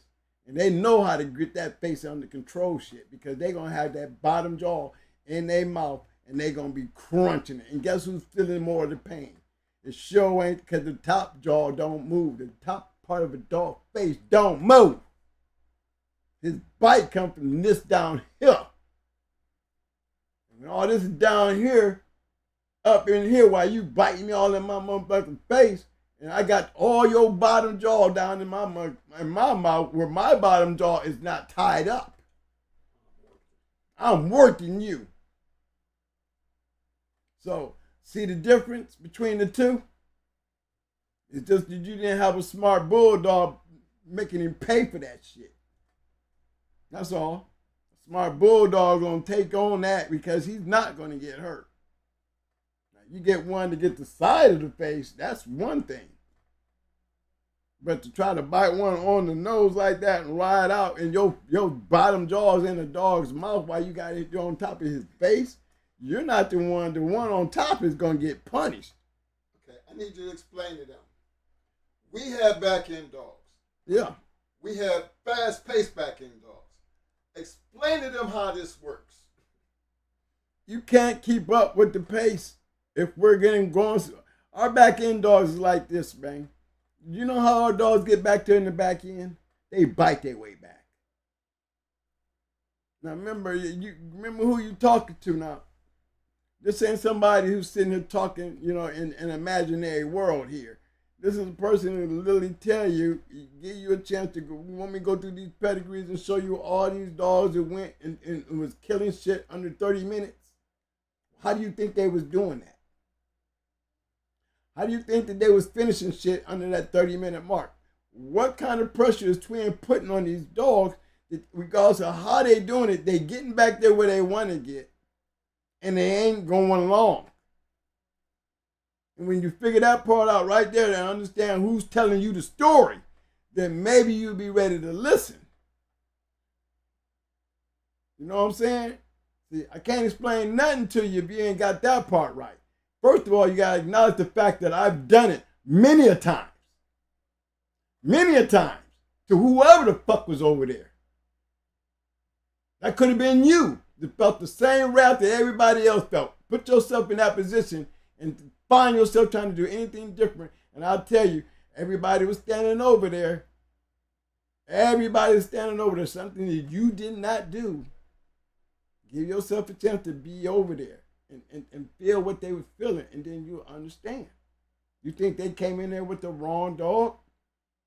Or was it just my dogs and what I'm doing is an eye-opener that everybody else can't do? But just remember this, you got to understand, first of all, who's telling the story. I've done it many times with many of our dogs where everybody knows when we come in with a bulldog, we eating your ass up and we going to do it quick, period. When you got that stuck in your head, then you answer that question yourself. You give a damn what you got. Why can't your shit stop my shit from doing it? Why did we win so many matches, and why is so many of these going hard dogs got that style that can't nobody seem to figure it out yet? They didn't just do it in our hands. They did it in everybody else's hands out there. That's how. That's how. Maximum pace, you got to know what it means. If I got one that's going to bite your ass up, I'm going in there with maximum speed. He ain't going to get tired crushing your ass. You know, he's going to be strong as hell. And I'm on roids. I'm going to run you. I'm going to run through you. First of all, without the roids, I'm a killer. Without the roids, I'm a killer. I ain't going to be there if I ain't bringing a killer. That's one thing you better understand who you're talking to. Don't get me confused.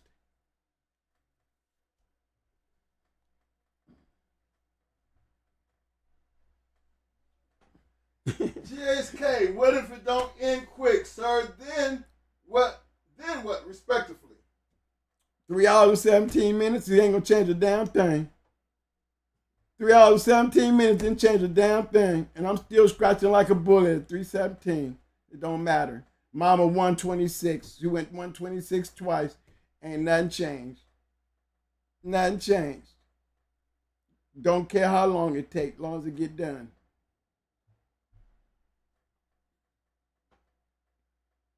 That was the capper in all the matches. The pace, we set the pace, and we will force your pace. We're not the ones trying to keep up with you. You're gonna have to keep up with us. I wouldn't give a damn if we went an hour 26 or 3 hours 17 minutes. One thing for damn sure, the dog that went 317 with me was running in on my key. But even in the end, I still had gas in my tank to finish. One scratch in the whole match in 3 hours 17 minutes. One scratch. And it was me scratching the win.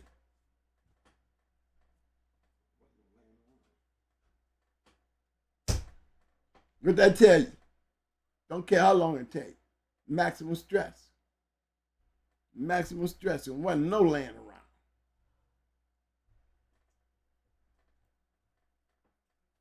Okay, let's see. Respectfully. Okay? Love that, baby. I like that. Respectfully. So I'm gonna give it back to you respectfully, man. And you know how I get. I get hyper with my shit. You know what I'm saying? I don't want y'all confusing me with all these other people. Y'all can just say that shit like I don't know what the hell I like. You know, I gotta go in this fairy tale land and come up with a line. No, I'm gonna give you like it was. Okay? I ain't the only one to tell you out there, boy. you know, how fast going hard dog would crush your ass because they were doing special dogs. Period. Remember, Red Ace was a cur that night and still killed a goddamn 4-time winner. It wasn't go over the 22 minutes. Smashed her like she wasn't shit. You know what I'm saying? On her worst day. Now imagine the offsprings that she left here.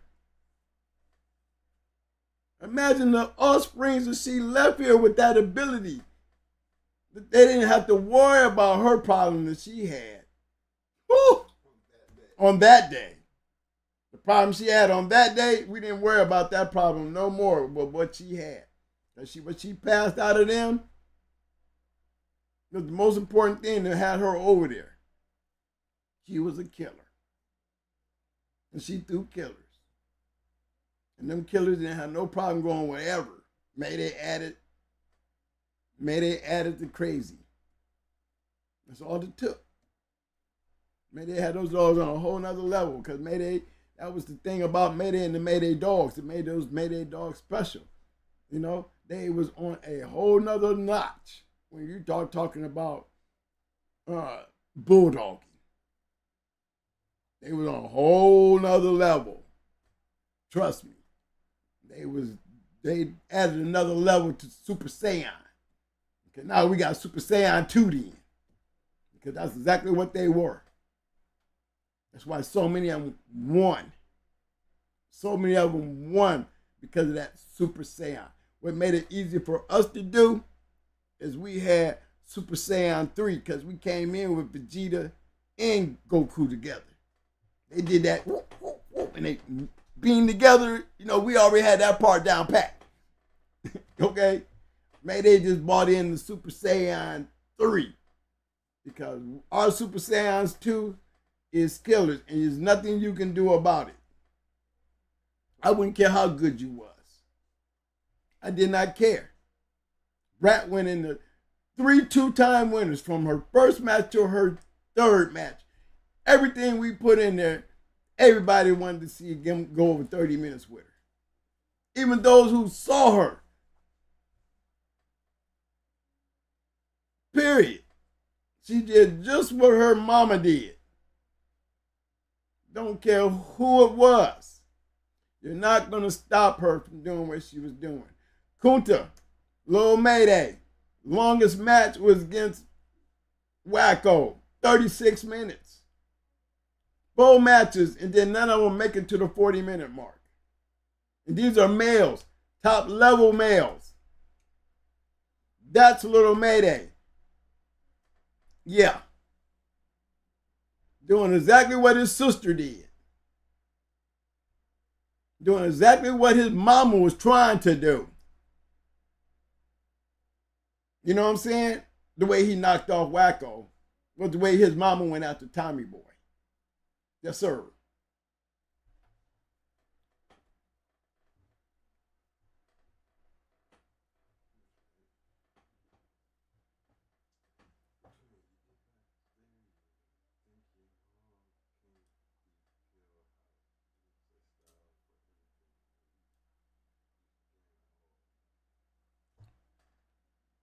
So, twin, you get back there, you think your hog can be peeled out. It's a style for every way you skin a hog. But guess what? Guess what, my son? Guess what? I have done enough matches. We got enough champions out here to guess what? They ain't figured out how to do it yet. That's how. You know what I'm saying? Your steps are wonder steps. It's all in your hypothesis. My steps is in facts. Facts. We ain't find that style yet, bruh. Remember who you're talking to. I hear what you're saying, but let's talk about the facts of the matter. With all these champions, not even in just our hands, just our lining alone, they ain't find a style for a going hard dog yet, then. Especially mine.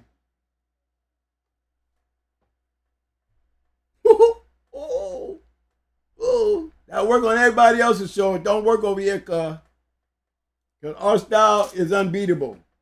And our wins prove that.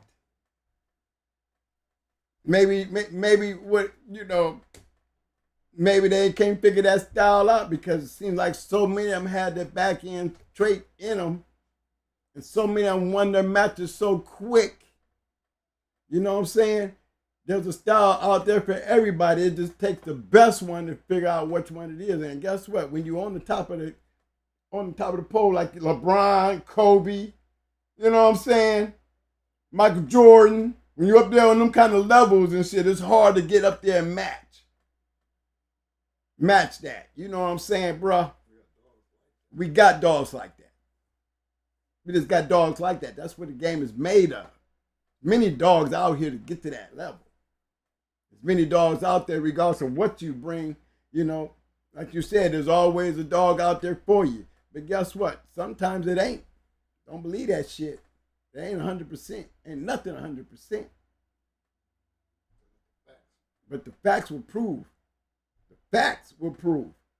If you give me a going hard dog that's going in that stifle, I don't give a damn what you bring. Don't care. Remember, you still got to get over there to prove your point. You got to get in front of me to prove that point. Standing on the outside with your hypothetical thinking is a total difference than standing in there having to face me. Ain't that what you thought you was bringing when you brought your ass up inside them walls? Huh? You didn't know who you was dealing with when you brought your shit inside them walls? Thinking you got the one, there's a style for everything. When you brought your ass in there and went against me, did you feel that way? Then I guess you take your shit home and because you was wrong. Your dog didn't have anything to do with it. Now, how many think people have been felt like that? You got to get in there to figure it out before you find out. Well, I can sit here and talk the shit that I talk. I like when I talk like that. I be firing them up. That was a big shout out to Fresh and Big Son. Ain't no respectfully. Ain't no problem, fam. No, that was respectfully. I'm coming at you like respectfully, baby. But I'm coming at you respectfully as a dog man. I am that. I'm going to come at you like I'm supposed to come. I got weight behind my ass. I got plenty of people talking like that that still right in front of me. How you think these people standing there in front of you think they coming in there to get you? What do you give them the respect? Respectfully, give them the respect, because what the hell you think they was thinking when they got across from me? The hell? Right? You just ain't got a chance to feel it because you was not there. But respect those that was there. You could have been just like them. Come find out. And then I would have been asking you, since you've been there, to go ahead and tell them what happened to you, bro. Just go ahead and tell them what happened to you. There's not too many of them around. If there's some around to know that, there's a few around to know. That's all I'm saying. Can't speak for all these other people, but I can definitely speak for me. There is a style out there for everything, but one thing for sure. Mayday had a lot of damn champions out there, and the only ones that I can remember losing that was a champion in the United States was Noriega. So you trying to tell me that out of all them champions Mayday had, and the only one that lost was Noriega, and we're talking about over 15 dogs just here in the States off of Mayday, that y'all couldn't find a style to beat one of them? Throw that in your analysis and think about it. There's a style out there for everybody, but for them Mayday dogs, including mine,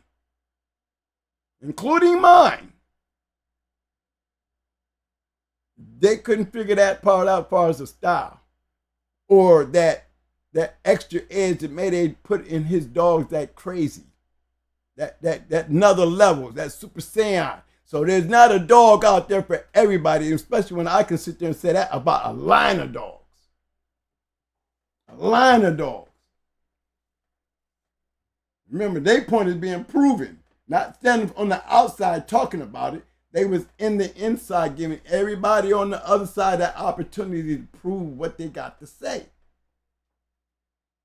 So I can sit here in this chair on this show and say it clearly and know and speak for everybody who stood across from one of them damn dogs. You know what I'm saying? Put yourself in their shoes and feel the loss. Tell me what it feel like.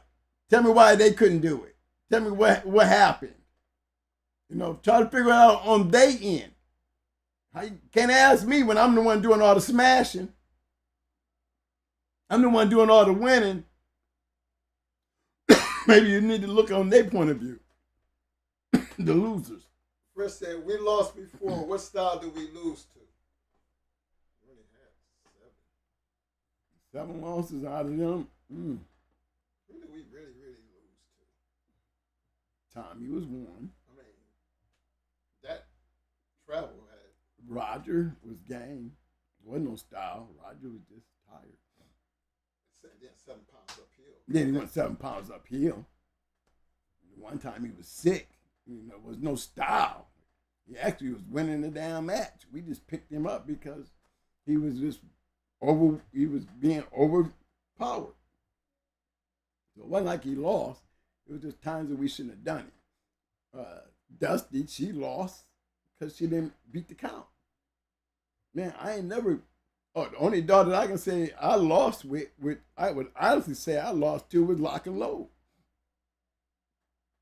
Lily lost to, got punched in the chest with Lock and Load.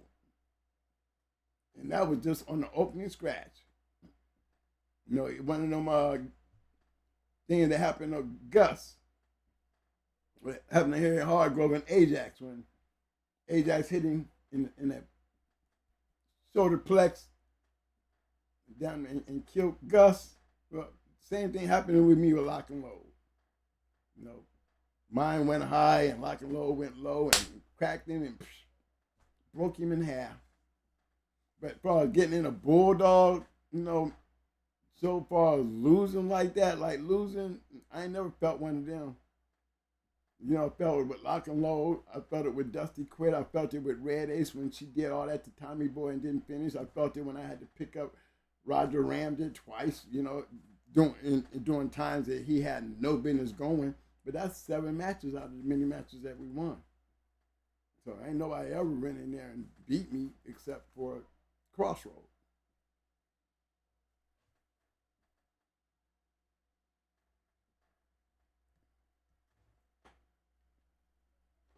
I never ran into a badass dog, really. Them boys, them church boys out of them bad ones.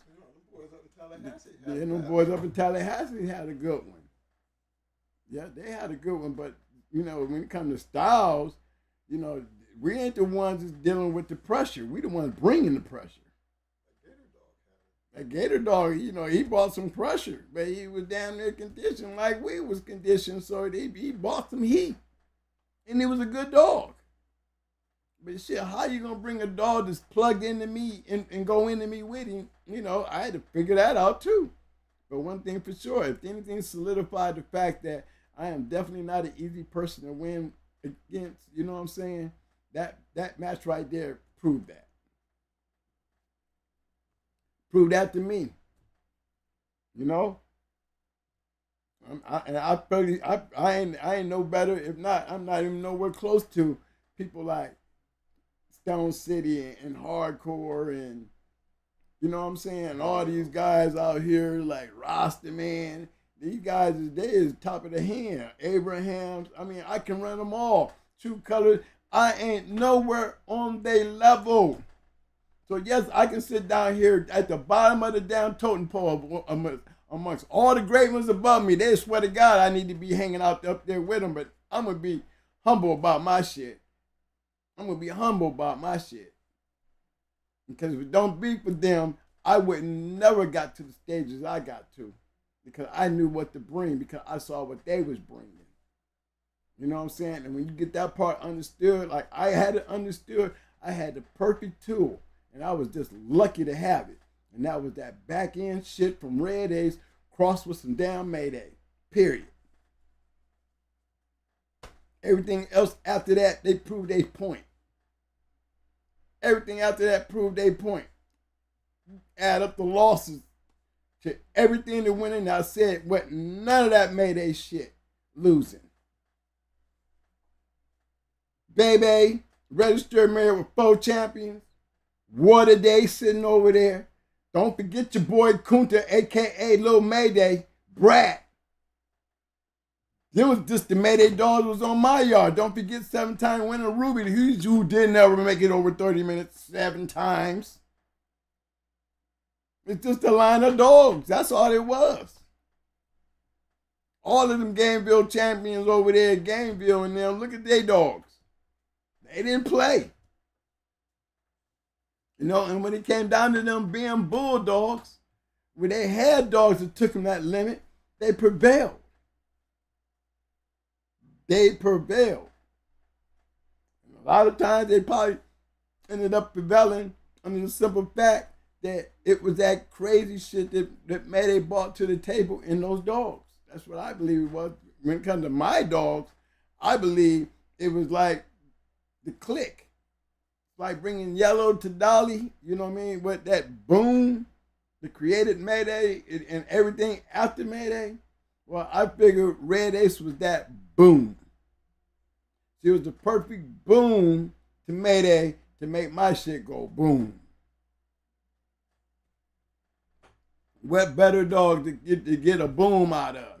Who just didn't do it just for my yard. He did it for a bunch of people. So when I talk about Mayday, you know, you can't even be a hater and get in the room with me and not get to talking about Mayday. Because we can add up a whole bunch of his wins on just his offspring. And I'm talking about the champions that we know came out of this state, not the champions that came off from over there. Because all that shit changed. Oh, they was dripping in over there. But what he was doing when he was here, about 15 of them. You know? 16 and if you add Lil Mayday, that's 16. Then none of them lose. But one. And he lost to a going to Ajax. I think Ajax was already grand champion. I think Ajax was a grand champion. Or he might have been going for his grand champion, but Ajax, Noriega, that's the only one. And that's because he was in a rookie's hand. And he still killed Ajax, and the match didn't go over 40-something minutes. 40-something minutes, and both dogs died. What kind of bulldog do you think that was? And Noriega was in a rookie's hand. Let's tell you what type of dog Ajax was, for being a good dog, but it tells you even more what Noriega was going into such a great dog at the disadvantage of being with a rookie.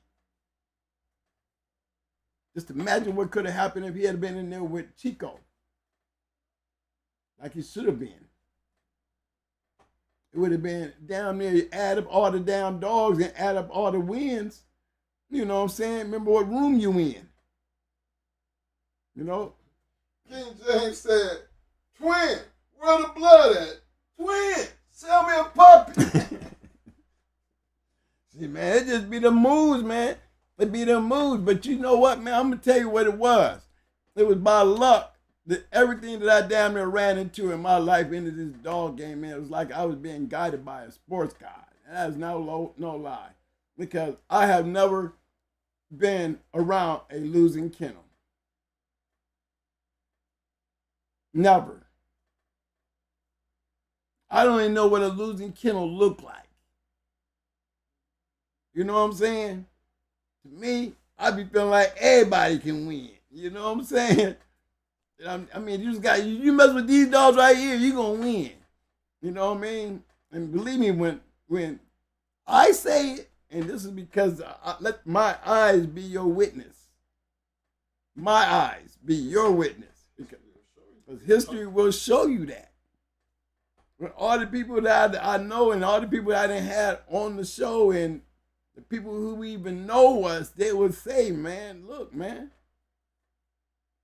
at the dogs that we're talking about. These is just not the norms.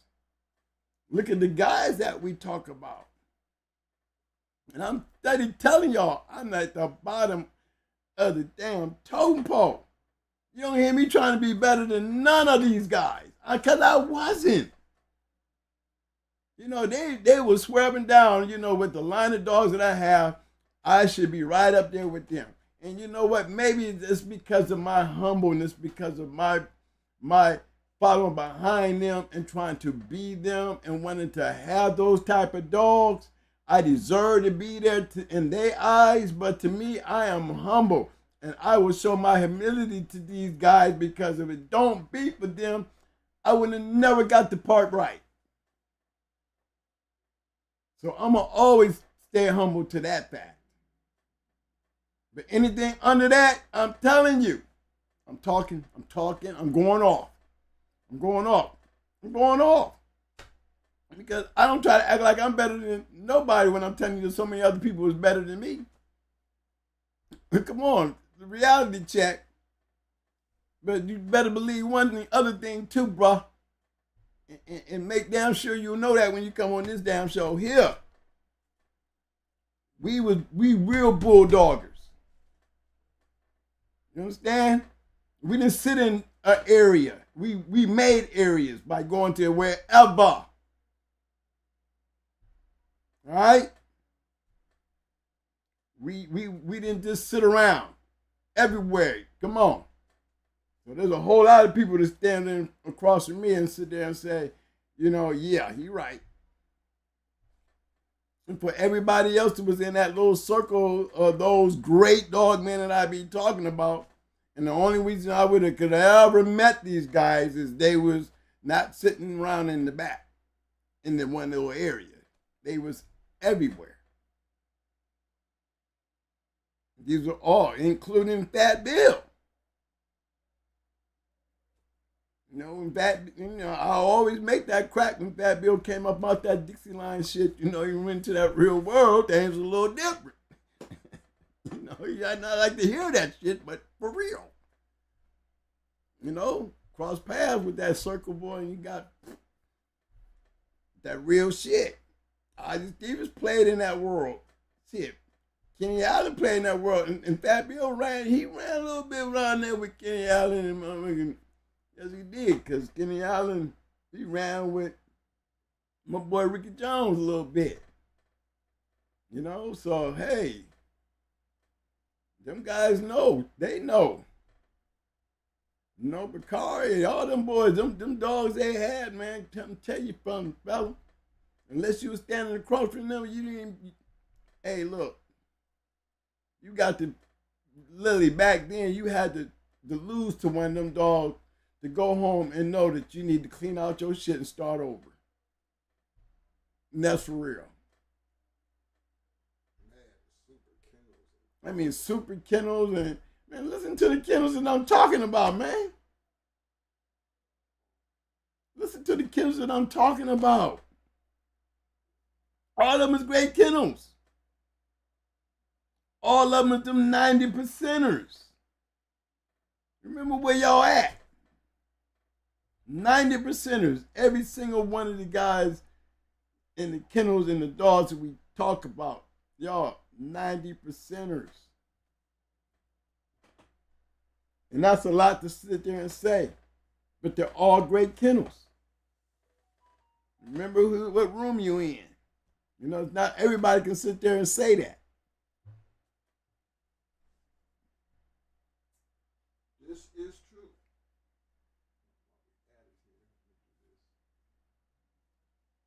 I like the conversation, though. But it gives me a chance to really make that point clear, you know, for real. I mean, I'm just making a real strong point. You got to know what it feels like to be that. You got to really do know. It's so easy to, you know, to say things like that, but then, you know, what if I was to start telling y'all, have you ever had that experience? Have you ever had that type of dog? What is the name? Imagine that. What if I was coming back at you like that? But we had a couple. You know, yeah, we had a couple of them. But just imagine if I was to say, well, have you ever had one like that? Or you had one of them ones that was like that, but he just never got out there and done that. Okay. But he wasn't like that then. No, I could be one of them guys. Or I could be one of them guys that, you know, I might not got out there like you, but I still had a badass dog. Oh, okay. A badass dog, not a couple. Oh, okay. And even with the badass dog, what's his name? Oh. You know, it's not like putting you down. It's just being honest. You know, what's wrong with being honest and accepting the fact because you don't want to show the love, you don't want to get a homage. You know, you gotta, you know, come on, lighten up. You know, it's not our fault. We've done it. You know, that's not our fault. If you didn't. But it's okay to ask that, but just keep in mind. Don't ever think when you say, guys, when y'all do that out there and you're talking to a real dog, man, when they turn that switch back over there on your ass, look how you looking. Oh, yeah, I never, see what I'm saying? Your voice changed, you know? You're pretty bold in the question, but you ain't too bold in answer. and that's where y'all get mad at me at. Like, you ain't be hard on, no, like, come on now. How y'all been sitting there and talk like that and I scratch hard? Oh, no, I scratch hard. Now, come on. I'm not going to be sitting up there standing in the pisser looking over there watching you while you piss. Okay? So now, calm down. You know I'm coming. You already know I'm coming. You already know I'm scratching. Yeah, I like that though. You know, because remember all these other places, you know, you see guys that be getting on these shows and, you know, they be swearing they would do this and swearing they could do that. And me, I just sit there and be like, you know, I just be glad that you didn't go and come and see me in my shit. Because I'd have been trying to see if you real. I mean, that's what great kennels do. They don't hide or run. They figure the better it is, the better for me to beat. And if I beat them, guess what that means? How do you think great matches come together? How do you really think those great matches come together? You think they care about what the hell I done done? If they cared, they really cared, they wouldn't even get on the other side there and come against me.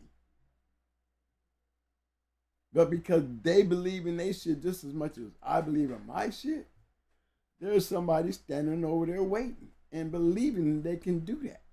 They are believing that they got the right style for me. They believe that they can beat me. Or why are they standing over there? See, that's why I give all respect to those right there. Because they can answer a question. A lot of you guys, it's real easy to ask, but you can't face the nation when, you know, it comes down to the person who lost. See, you can't even stand on the same level as the person who lost because they'll sit there and turn around and look at you and be like, I lost to him and shit. You didn't go into him. Yeah, I lost to him, but did you ever go into him? You know how it felt. I know what it feel like. You know what it feel like to lose to him?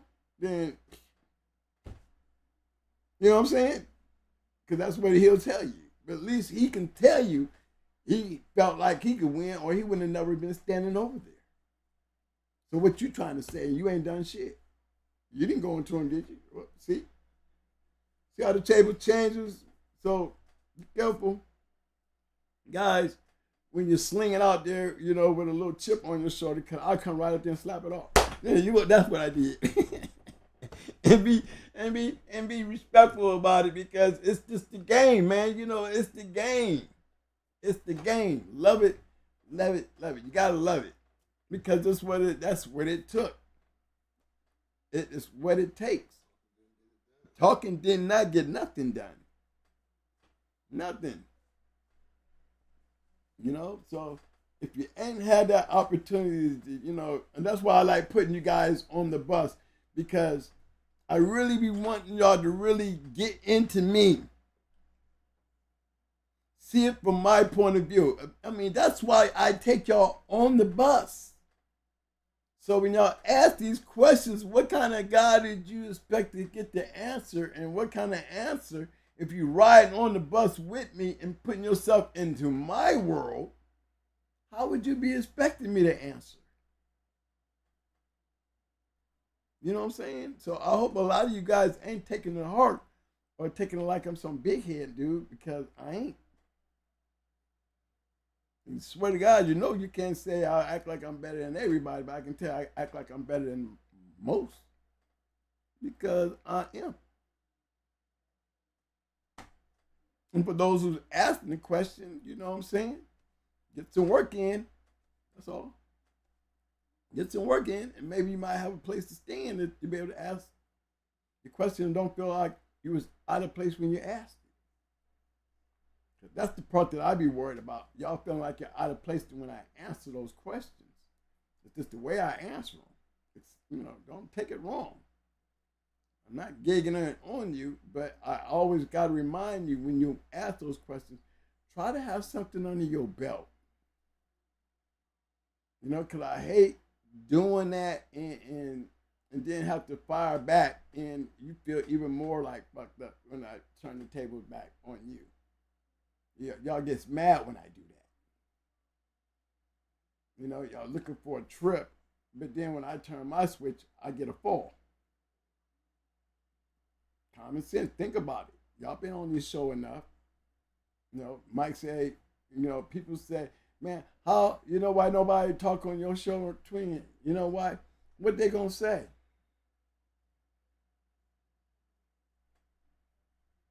What they gonna say? Some people call you God when it comes to the dogs. You know, what they gonna say? They be out of place. They ain't on that level to say anything. So a lot of them just come to be quiet and listen. You know, because the way you answer your questions, you'd be like a bulldog in the ass, but it's like, well, if you're a bulldog, it shouldn't hurt. You know, that's all.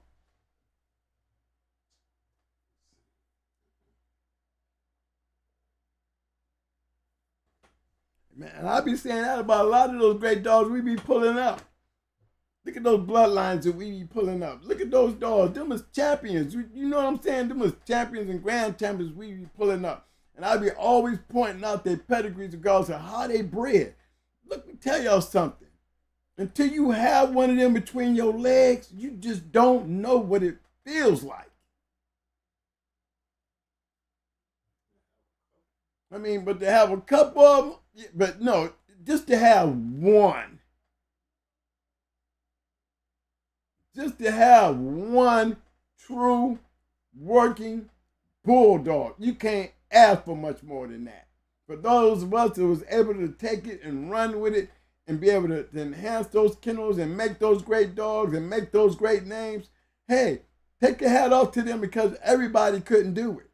But there was a whole lot of people out here trying. Out of all them journals, we can go back in there and look at thousands of goddamn matches in every one of them books, y'all. From Fat Bills to the Sporting Dog to Your Friends and Mine to Revelations and all that.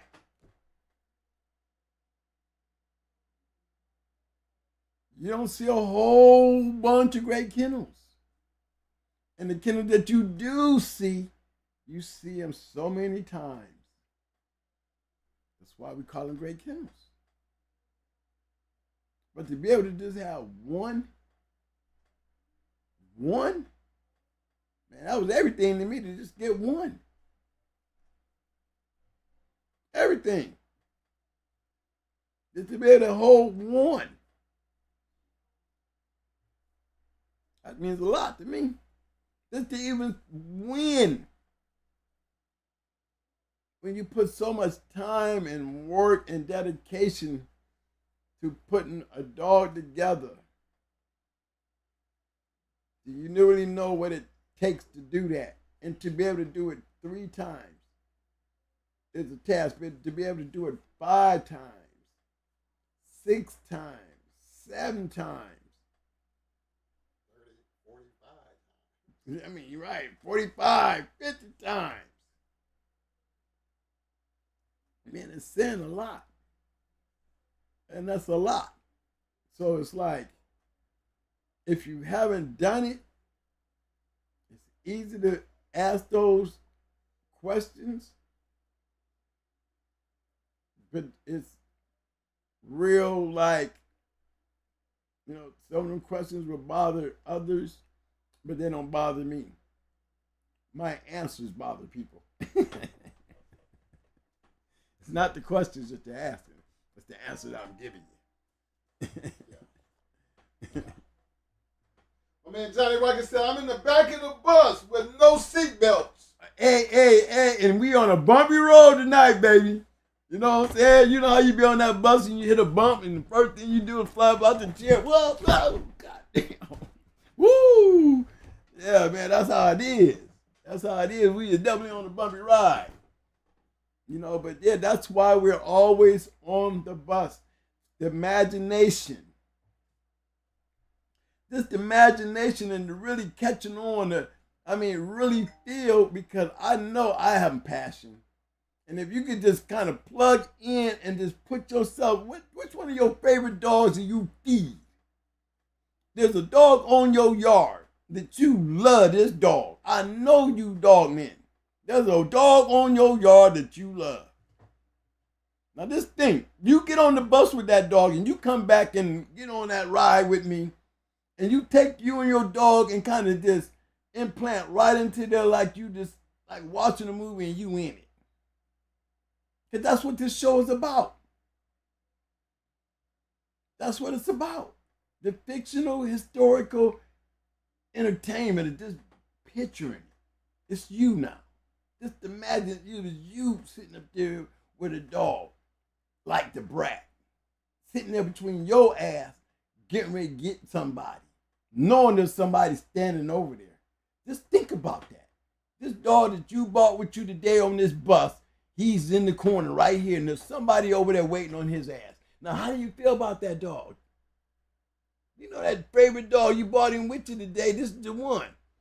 This ain't the one that when you lose, you got to go and get another one. Or that was the best one over there. What the hell you bringing now? Should have bought him than the one you bought. But see, those kind of things like that, yeah, think about that. Think about when that time is over. Now you was in that reign of terror, and it's you terrorizing. It's not you standing there being nervous today. Because you love your dog. You know your dog. You love that dog. You believe in that dog. Now, you got somebody in front of you. Tell me how you going to be sitting in this chair talking. When you come home victorious. When you go and do it 3 more times.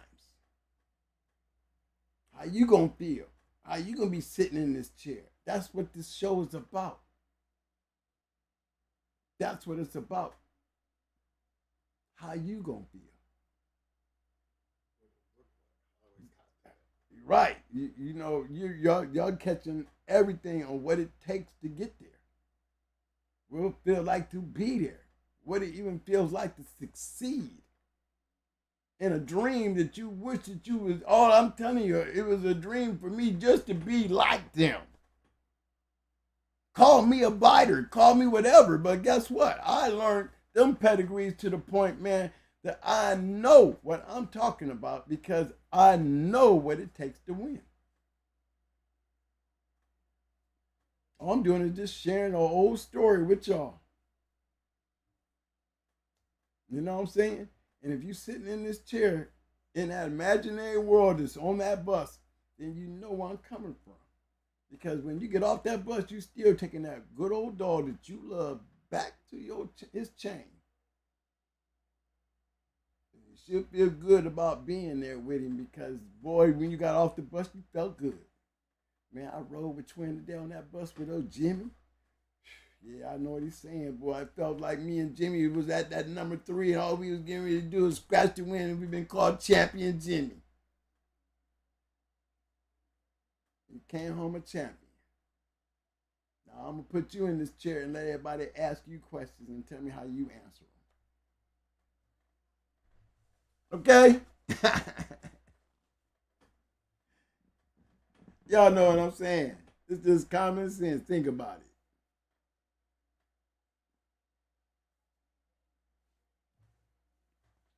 Okay. Fresh wants you to pull up a pedigree. Okay. Fresh wants you to pull up a pedigree. Hold on, Fresh. You can pull mine. Mm-hmm. Sorry. Well, why you put? You didn't start it over. I'm gonna answer this question right quick.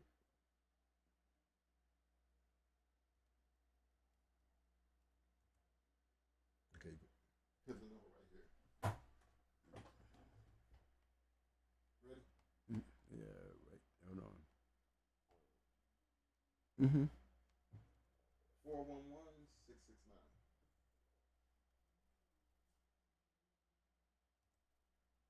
Okay, before you get into it. Mm-hmm. All right, Fresh, we're going to bring that up. All right, to my man King James, he said, Mo, do you take the supplements away the last week or 2 weeks before? I don't change nothing. No, don't change nothing. No, you keep the supplements the way they are. Yep, you keep the supplements. Everything. Don't look. The only thing that I was literally tell you to come off of, and give me a minute. I mean, would be. I'm gonna tell you, man. I didn't even come out the creatine. I didn't come out the carb fuel. I'm gonna tell you what I did do that last week. The week of. No, I literally just started feeding, the normal A's and B's and the vitamins, but I didn't have no creatine and none of that. I kept my energy drink, my Stress Dex honey. You know what I'm saying? But yeah, like the carbo fuels and my B15, my DMG. Yeah, I started doubling that the final week. But yeah, as far as really just coming off the the creatine and the carbo fuel and those kind of things. I wouldn't want to come off. I'm steady using it to maintain and heal the body. You know what I'm saying? I did a lot of natural. When I say natural, I'm talking about that final week. I was really paying attention to more of my natural foods, like my salmon, the meats and the stuff that I was adding. I stayed on top of those, and paid attention to the weight in the water content. But I would have to say week 7, peaking out, I was on a normal meal. Remember, I ain't taking nothing away because those supplements are repairing what we tore up. So, that's the purpose of taking them. Right? Don't forget that. The purpose of taking those supplements like the creatine, the fuel, all those things. I ain't talking about the A's and the B's and the folic acids and all that stuff. I'm talking about that bodybuilding shit. You know what I'm saying? If you are on the roids and you treat the body like a person on the roids. Now, the week of, you really don't. See, the reason why I don't do it week 7 and I'm peaking down on the roids because I'm coming down. So it's like a person on crack. You know what I'm saying? You take a person off crack a week. And everything he was smoking prior to that week that he was off, he was not getting as high. That person, a week later, you get him a piece of crack. First of all, he gonna suck it up in one pull. Because he been waiting, he been hurt all week without it. Watch how he act. Watch how his body take it and absorb it. Because it needed it and wanted it that bad. That's why I look at it like that. And I'm looking at it like when I put it into the body going into the final week, you know what I'm saying? This thing that it's going to put there is going to be like more spring. Boom, boom, boom. You know what I'm saying? Because that's what it looks like. It's what it looks like. I think the body absorbs it and get a better reaction compared to me breaking it down and being on it to putting the body back up to build it up to go use it again. Okay, so that answered your question, Johnny Rocket. Johnny Rocket's question. Twin, do you give the pre-workout drink all the way through the keep and on Showtime too? Mm-hmm. Yes. The pre-drink, remember, the one thing you got to be careful of is your dog drying out too fast. And remember the pre-drink? But what's the point of it if you're not putting your dog on the scale? Let me tell y'all something. If you're not putting your dog on the scale as much as I tell you to put your dog on the scale, and you ain't got enough discipline to put your dog on the damn scale the way I told you to put your dog on the scale, there ain't none of this shit gonna work. Use your common sense and ask yourself, why is Twin putting the dog on the scale so much? Somebody out there answer that so I don't have to. Now I'm going to put his pedigree up. This was fresh DGSB.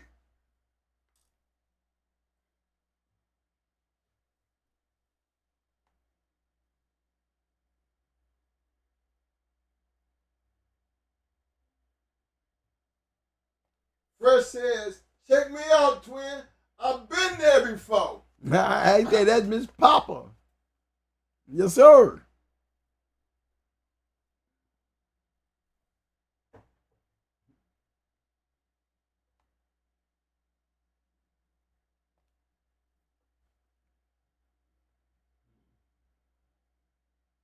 I see Tonka Bear, I see Grandchild Mike Sundan. I'm just trying to see your area. I don't recognize your area.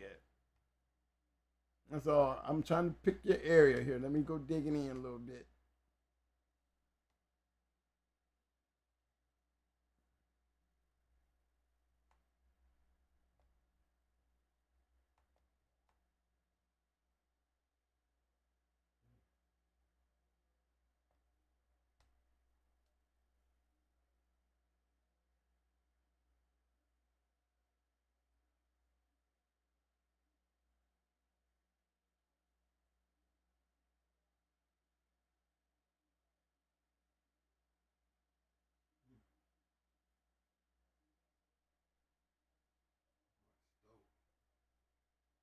Mm-hmm.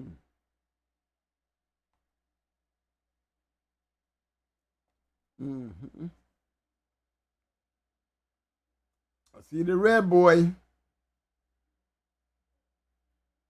I'm starting to see it coming right here.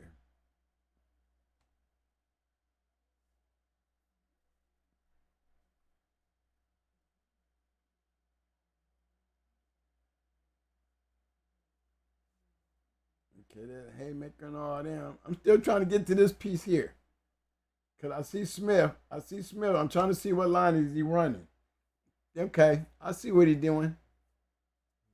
You know, I know that's going to work. You know, Red Boy and Patrick, we already know that worked, right? They go that little tater again. Okay, Fresh. That's what he was trying to get to. Yeah, see, this right here is Patrick. This right here is Red Boy. That's like, and then you got the Eli. You're still running the Eli right in here. Sit down.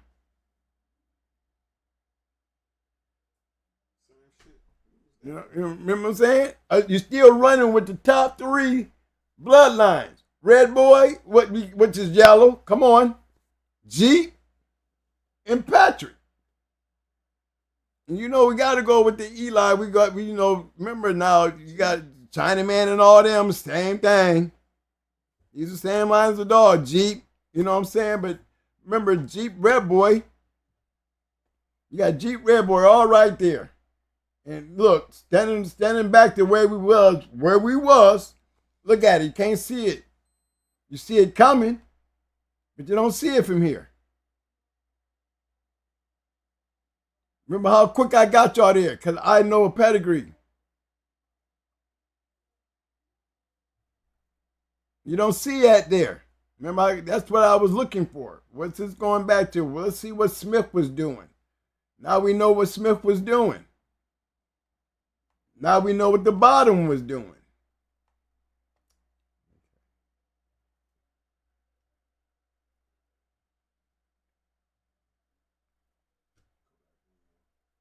Going back to where we was. Now, LaFon's missing. LaFon's is New York.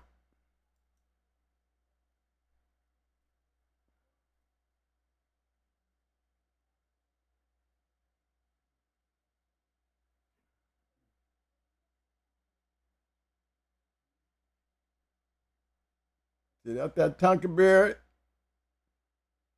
This is Snooty here. But he a lot of Tonka Bear here. Just to show you what Tonka Bear stuff is. This is definitely New York here.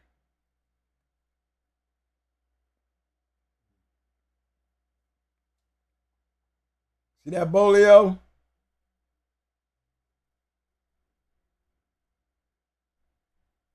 Hey, Fresh, these last couple shows, you been watching this shit, man. You ain't said nothing. You ain't said one word. And it's the same shit we've been trying to tell everybody. Here it comes from. Regardless of where it go, you're going to find this shit and it's going to be working. And the characteristics, look at the characteristics. Look at the feet. Remember I tell you about them patchy dogs.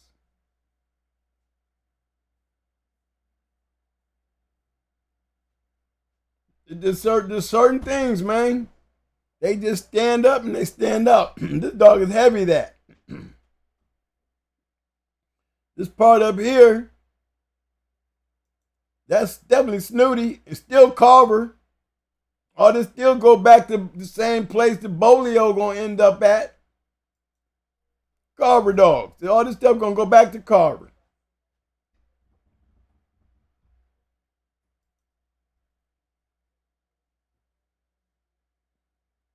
Nigga Herschel might looking like Bruiser. Yeah, our Bruiser dog look just like him. Look just like him.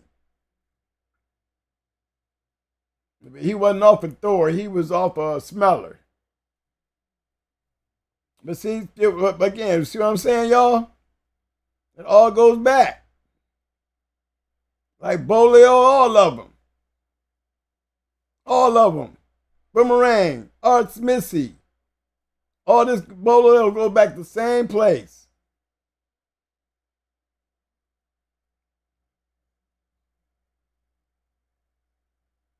So you got Snooty and Jeep. Point this part out. Look at all that Snooty in there.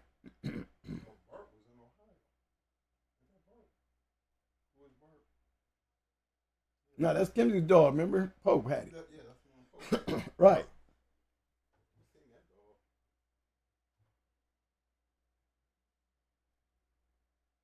Snooty.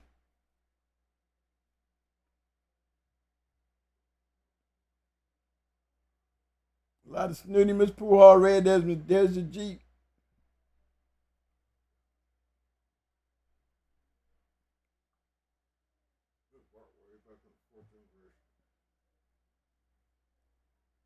Yeah, that's a good one. But even when we talk about Jeep, he still goes back to Boudreaux. And you're gonna see the Carver in them. Can't forget Tutors and Black Shine in them. No Bully Son, all them gonna make it back there sooner or later.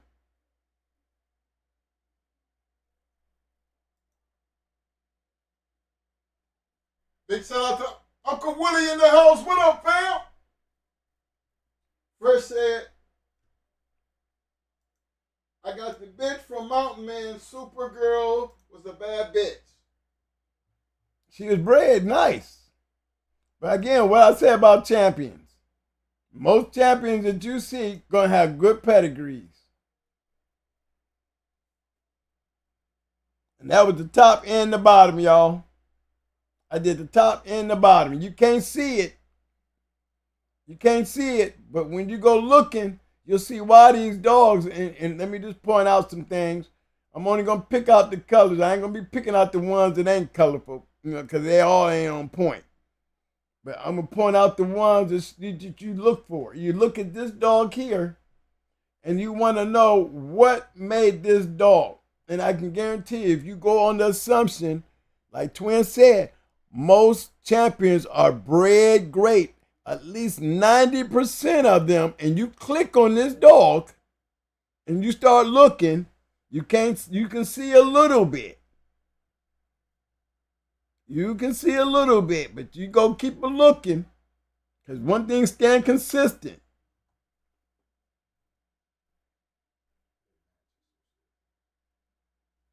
That's that part right there. He's getting there. Came in 2 pounds underweight into Mountain Man and was picked up at 58.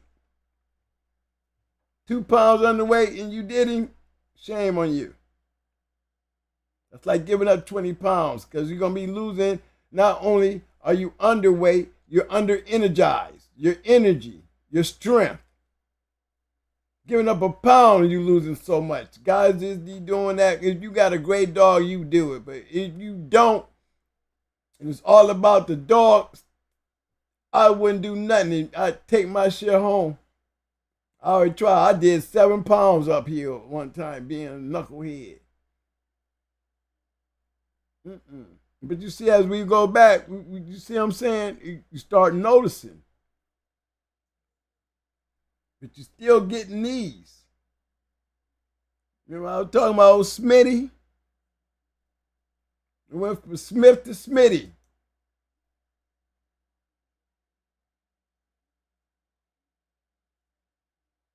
See, one thing you'll notice, they was holding in everything they did in each pocket. You notice how they kept their stuff? They kept it in uniform. Every one of these dogs. If I go down here, y'all want to see some more uniform? There's more uniform. You see it? This is the kind of shit that I be talking about, uniformity. That's what I be saying when I say the formula. What leads to these good dogs? This is their formula.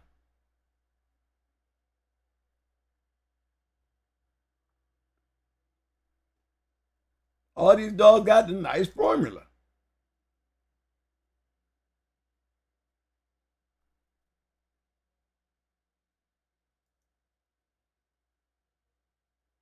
I can guarantee you, like something like this right here. You see this one right here? Now, if I'm Justin's red girl, and he's the one that he's feeding this dog. See it? He's the one feeding the dog. What is it about this dog that he had to like? You see what I'm saying, y'all? It's these kind of lines right here.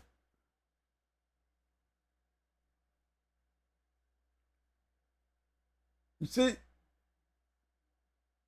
Y'all see that, right?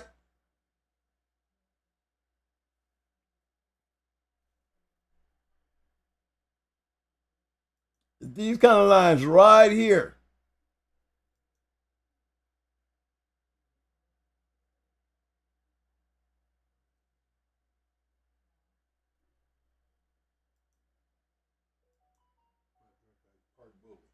Yep. But this is the point I was making. These lines, this kind of stuff right here. Remember, Justin. We looking at him. These is his dogs. He had to want to breed to this dog for a reason. And he had to really like this dog to breed to this dog. Because this is definitely not bulldogging. This is show dogging. This dog right here, this dog is show material.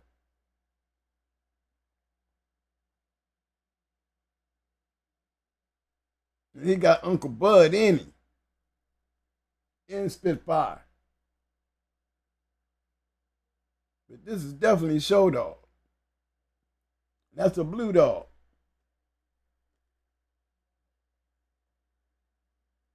Nice looking dog too.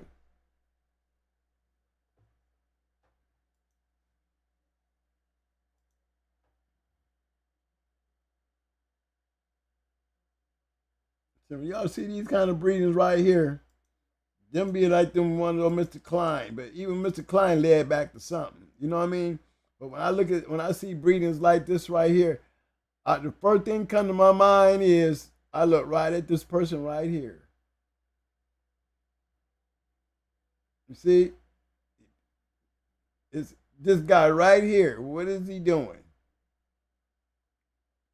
Because he definitely went from nothing down here to start trying to make something.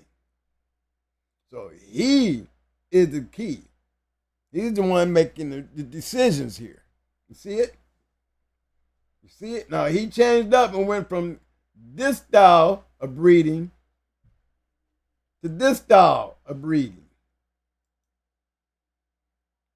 Totally different than what he was dealing with down there with his jip. And he OTC. So he must be starting to get his feet wet a little bit. That's what it looked like. He's starting to get his feet wet a little bit. And got even smarter. You see what I'm saying? Look at him. You see how he went from this down here to this up here?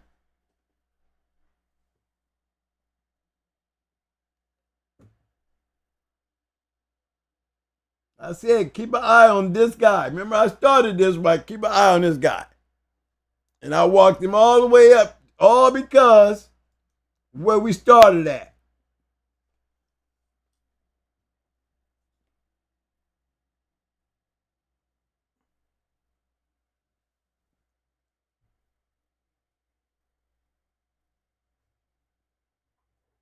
And this guy here, to me, he has to know him.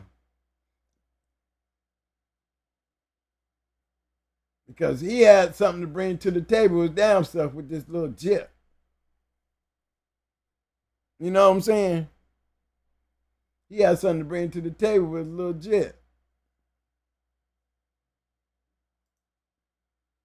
And we've been there on this one. He already bulldogging. You see what I'm saying? He already bulldogging. So he really must have really liked this bitch here. Because he bought a male from old Judd and won with him. So, you know what I'm saying? He's the bulldogger. I guarantee you he happy as hell. Because he took nothing and made something.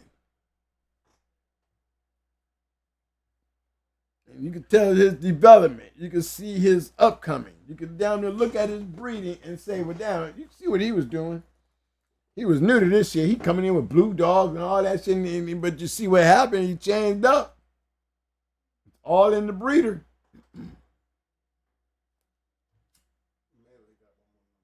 Mm-hmm.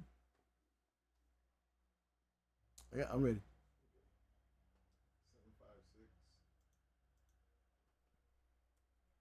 Y'all, I hope y'all enjoying this because 3-0.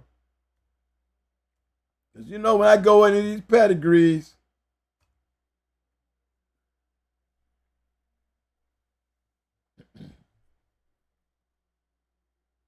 this is the St. Benedict's Bonbon STP Buck Dog here.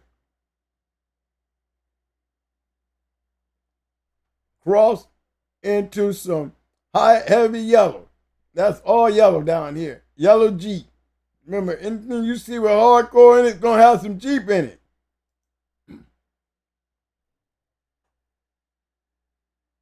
Jeep Rascal right there.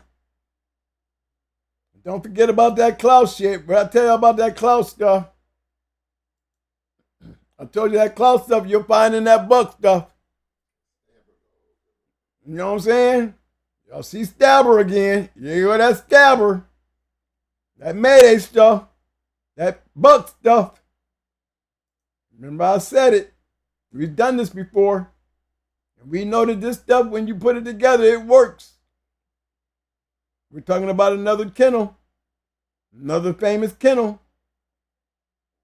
He created his own line of dogs with this little chemistry of his. taking his Jeep stuff, crossing it over to that damn red boy. Still dealing with the Klaus down here. What made her overwhelmed? Stabber. Jeep. In the genetics. Genetics. He had a legitimate brother.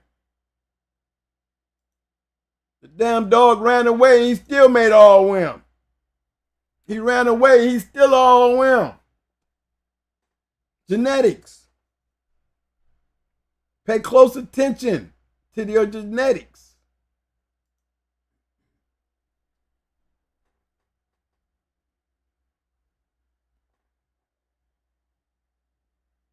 Genetics.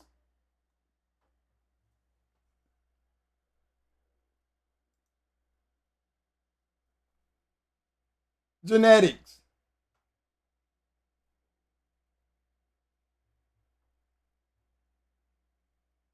See it down here? Still. What else you see? Yellow. More heavy red boy. Red boy. We used to call him Yellow John dogs, Red Boy dogs before Yellow John became famous. That's why we was calling Amber Yellow, Red Boy. Amber, we call Amber a Red Boy dog, even though she had Yellow and Yellow John in her. Because when they the key factors, they didn't become the key factors until they became famous. Prior to that, we was talking about Red Boy and Jocko crosses.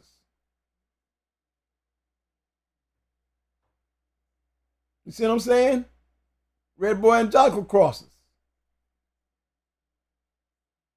Red Boy Jocko crosses created goddamn Yellow. Right? There's Boots, the 4-hour dog, down there 5 hours right there. That's the 5 hour down there, 4 hours and 58 some minutes. They go Wiggles.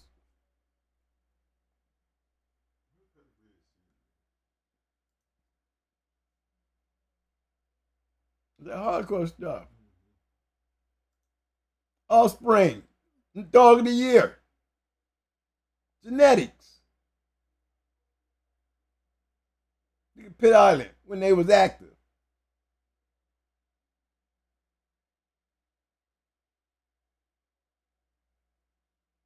Genetics. Guys, y'all paying attention. I said all good champions got what?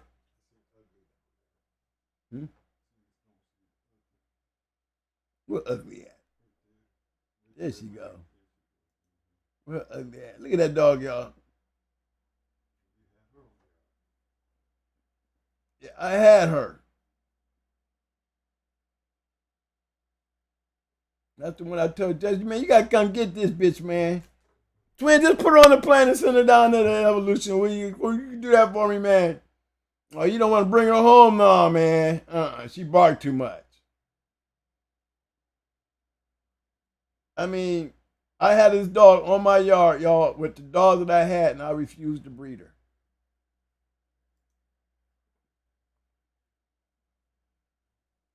Like I said, I sent her to who? Evolution.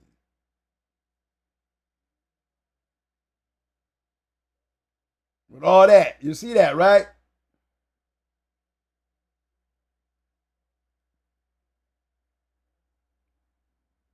Decent dogs, but not the bulldogs that I was looking for. You know, just looking at her, I couldn't see it. I'm sorry.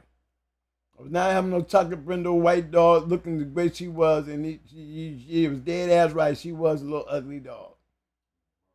And she barked all the time. Kept my yard on noisy because they always barking because of her ass.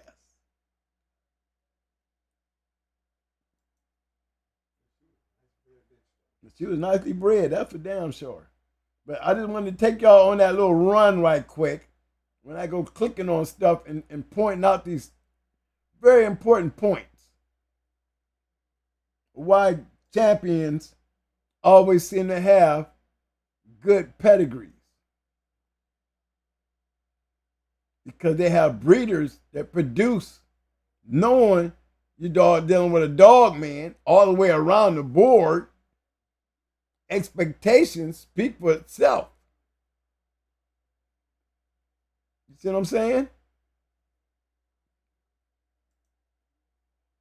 Hell yeah, when I started acting like everybody else, I was getting shit like everybody else. What do you think? See it? He's doing it even back then.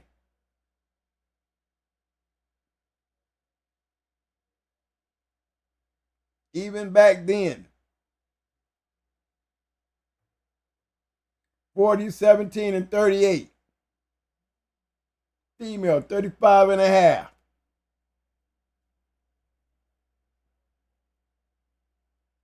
Like you said, there's always a dog for everybody. Yeah, but guess what? It's fun when you're trying to find it. Imagine this dude here. Imagine how he felt. Both of these, they went over 30. They weren't far from each other, but just imagine this guy here in the middle. Oh, he was drunk. He went home way too early.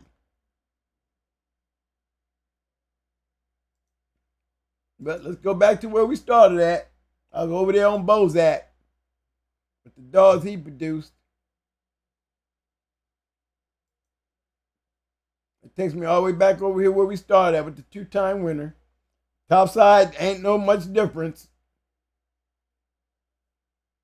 Look at this big head, blockhead dude coming off of Tarkenton.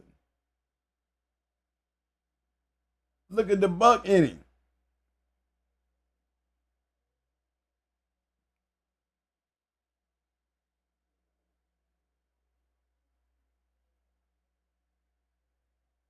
See, this is the dude that I want to go grab one day.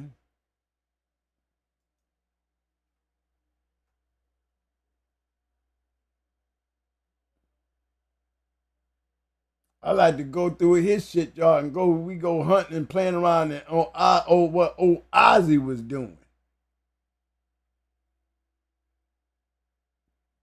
Yeah, see, Ozzy, he was playing, don't forget, this move here.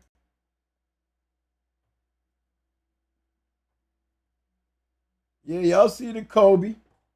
Y'all see the Kobe. Y'all see the Dabo. Y'all see it. Y'all see it. Kobe Dabo.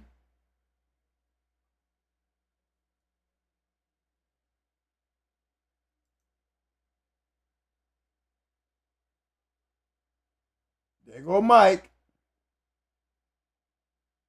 Same lineup of dogs, right? You don't really see the makeup yet. Here, let me help y'all with the makeup.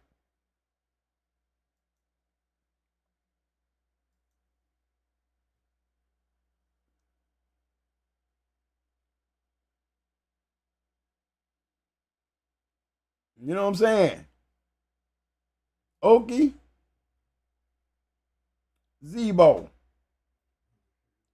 Vindicator. I don't even see Rosie on this one.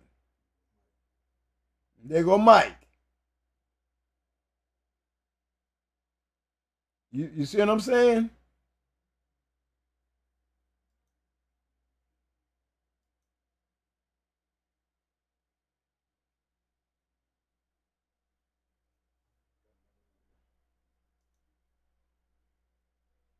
Yeah, I want to do a show on. I want to go into Ozzy stuff and just show you how Ozzy was just robbing stuff. Look at this. Here's another move. Let's go down to Bubbles. Look how he did this one.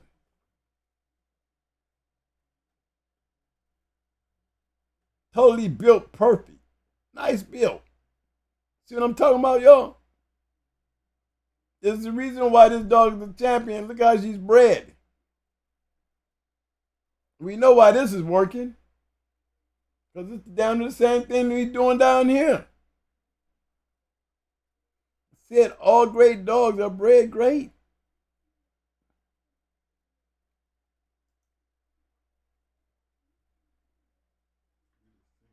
Remember, we get to dipping in and all this stuff right here. What we going to keep going back to? The same stuff that bought out Grand Champion Buck. You know what I mean? And then Bolio, don't forget Bolio and them got Zebo in them.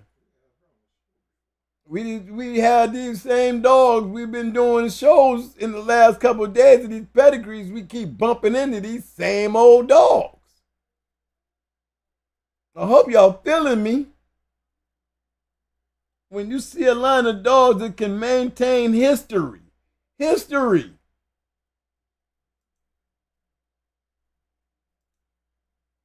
It wasn't hard for us to do it.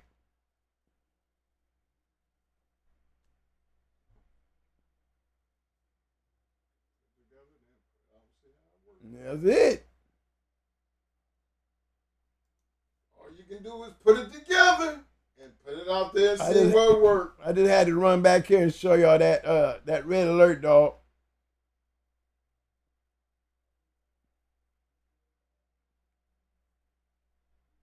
Red boy Jocko. Same type of shit that made Yellow. Yellow John, basically.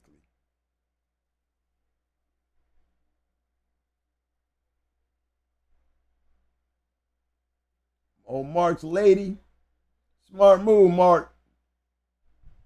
Smart move, Mark. He's one of them guys there. He took his stuff and bred the Guacho, right? Now this is a newcomer. Look, this is him down here. I said, pay attention to the breeder. He came into the game with old Sadie and probably old Blackjack. He's feeding these two dogs. He breed them together. He ain't doing nothing in the game yet. He get this dog. He's starting to hear about these dogs. Got an opportunity to breed to this dog. Okay, by the time he gets to this dog here, he probably got Yellow John and all them out there running shit. And then he gets the opportunity to breed to one of those dogs. Knowing that they're telling him that the Jocko Red Boy shit working. So we done went from a nobody, oh, but he's getting better, to damn near somebody. Because that Cosmos Red Alert dog was pretty good. See, look, Sherman the Tank. Another's Twisted Sister. Them dogs was, hey, you gonna find them dogs in some pretty good pedigrees now. Daisy May, come on now. Champion Pepper Steve's DJ. We just had DJ on the show. Pepper Steve up north with us.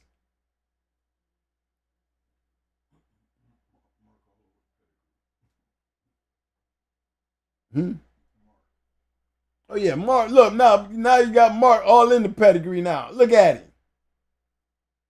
Look at him. See what I'm saying? Guarantee you ain't shutting his mouth. He put his pedigree. He probably got it sitting in his house some damn where as a talk piece. He didn't got his line done. Shit. Didn't tell him what. But this is the kind of things that I'll be trying to point out, guys, while y'all doing these little breedings and stuff and getting the understanding on the way this shit worked. That was a good job there. I'll take that. That deserves a clap. Yeah, I'm ready.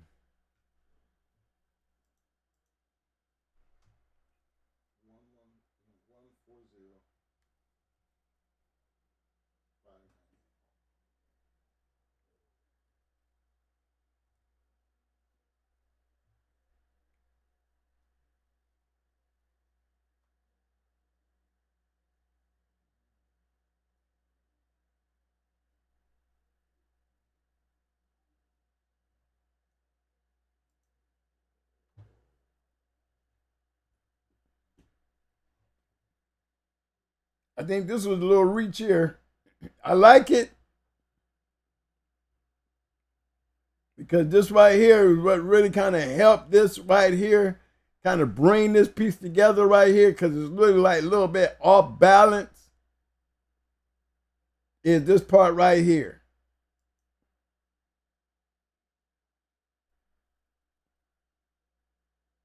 See this? See all that little bit right there?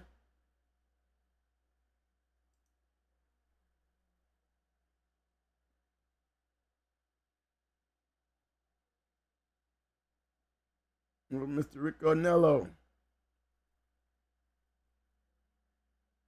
Good old Henry B. See what's coming up to the front now, right? We're back into that category of same old bulldogs. Even when you click it down to here. You see it? See it? You don't notice none of that where we started off at.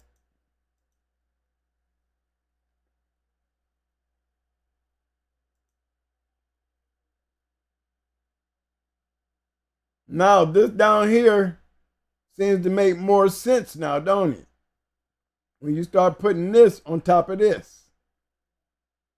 When you put this on top of that, it makes a lot more sense now. See that? When you start looking at it, when you first see it, you be like, okay.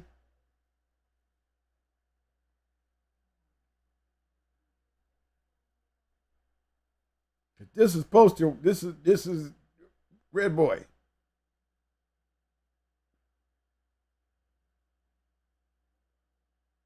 That's Red Boy. Red Boy Jocko, call it what you want, but it's really Red Boy. But when you add that little bruiser there to it, we know that this right here is going to take us to some more Jeep stuff. Having me honey buttons. Jeep sister, there's Jeep. Heavy honey bunch. You see it?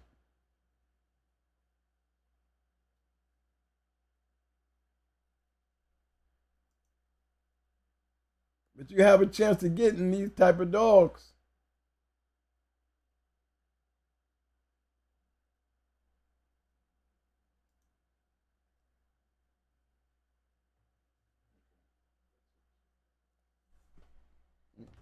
Well, 30, man. Is that it? Anything else? Okay, that was a good one there. You gotta go back. Okay. Good job, fellas. Good job. I got my dog of the night already.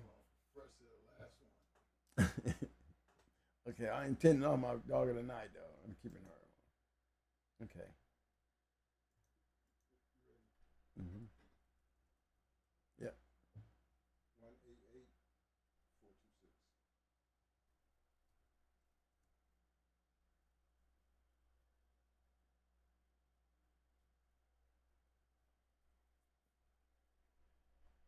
Silent Night. The Boogeyman.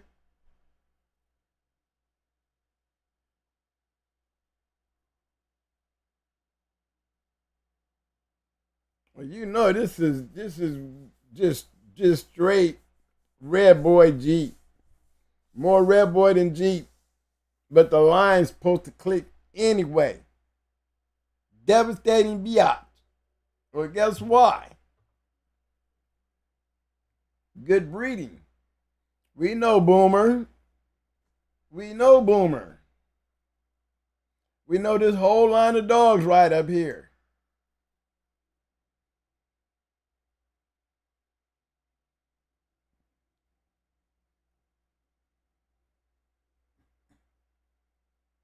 All that Red Boy in him, why wouldn't he not be a Red Boy looking dog? Sire, Champion Butch, Champion Reba, Champion Gucci, Champion Neck, Bone, Champion Judas, Judas, Champion Lil Boomer, and many other one-time and two-time winners. We know that about Boomer. You down there got them little funny, you see them, that part, you see that right there, they got them long, prolonged feet. You got that Mayday mouth though, look at them gums.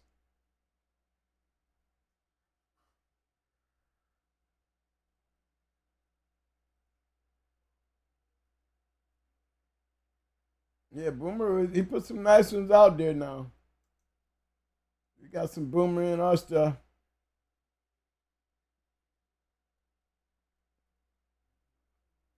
That's it. Anybody got anything to say about that one? That's a good one.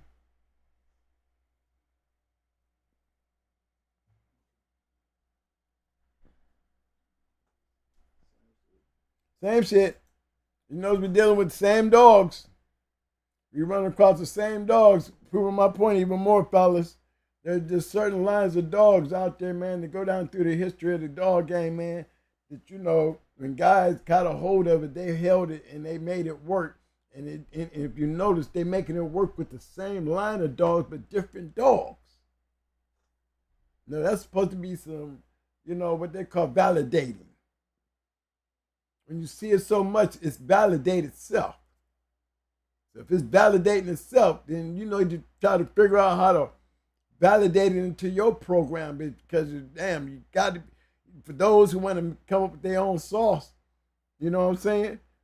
Don't go using somebody else's sauce to put your sauce together where it look like the other people's sauce too. Then it's not your own sauce.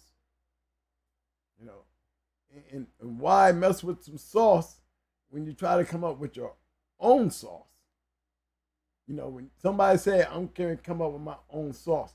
Well, don't use sauce that's working, because, you know, it's not really yours. You know, I ain't going to say to them and say that I came up with my own sauce. You know, even when you can sit there and say, well, I bred the Mayday Stone City cross, but that was not still my own sauce. You know, they wasn't doing it with Mayday and Stone City, but they was steady still breeding, you know, yellow to buck stuff long before I did it.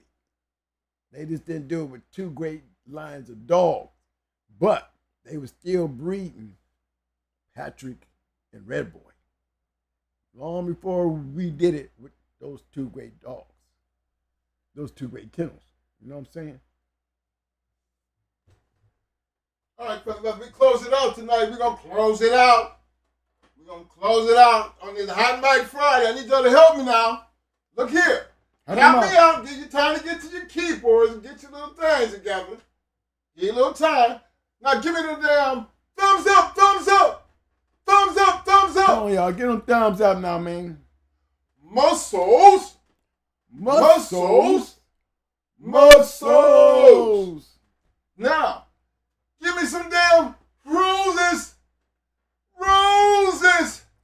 We need them damn roses. Come on, y'all. Show some love. Let me tell y'all something, man. I had my cardiologist call me this morning. I went to the doctor yesterday. My cardiologist called me this morning, and he told me to go back up to the VA, go to the emergency room, and go get admitted into the hospital. I said, well, why? He said, there's something wrong with your heart, and I'm concerned. I need you to go and admit yourself into the hospital. We're going to do a stent thing. They're going to go on my arm and go back around to my chest. They found something wrong with my heart. Now, what do y'all think? Super Bowl Sunday. Okay? Super Bowl Sunday. Whatever the hell wrong with it, you know what I'm saying? I ain't going to waste it up in the goddamn hospital on Super Bowl weekend. And then he gonna tell me to go to the hospital and go. They gonna admit you as soon as you get there. Why? We found something in your heart, and we're concerned. So I need you to go to the hospital and get admitted. Oh, okay. I hate lying to him. Call Mike. Mike, can you believe this doctor want me to go in the hospital, man?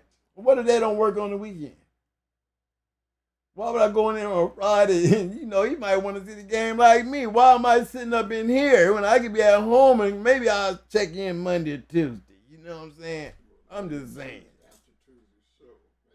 After maybe Wednesday, I got to do Tuesday's show. You know what I'm saying? He probably going to be like, nah, this dude die on me, man. This is going to be his own dumbass fault. You know what I'm saying? But you don't understand. I'm scratching, baby. I'm scratching, dog. Don't worry about it, baby. So whatever the hell wrong with it, keep me alive till Wednesday, all right? Whatever the hell they found wrong with it, guess what? I'm going to have to live with it. I'm going to have to deal with it because I'm not going to sit up in no doctor bed. No. It's not the time. So I've been very careful about what I'm doing and how I've been behaving and all that good stuff. So whatever it is that they found wrong with it, I'm doing fine. I made it through this show. So, hey, guys, send your prayers. I don't know what it is, but, you know, whatever it is, I think I got it under control because I'm still here. Hey, I want to give a big shout out to everybody who participated in the poll tonight. We had 94 votes. And this is how we wound up. Should there be measures in the place to prevent PED use in American Pit Bull Terrier competition show form? We have 57% that said yes and 43% that said no. Nose came up some. Nose came up some, Mo. That's good. Okay. You know, the yeses is wishful thinking, but it just when you really think about it and trying to control it, it's more headache than worth worrying about.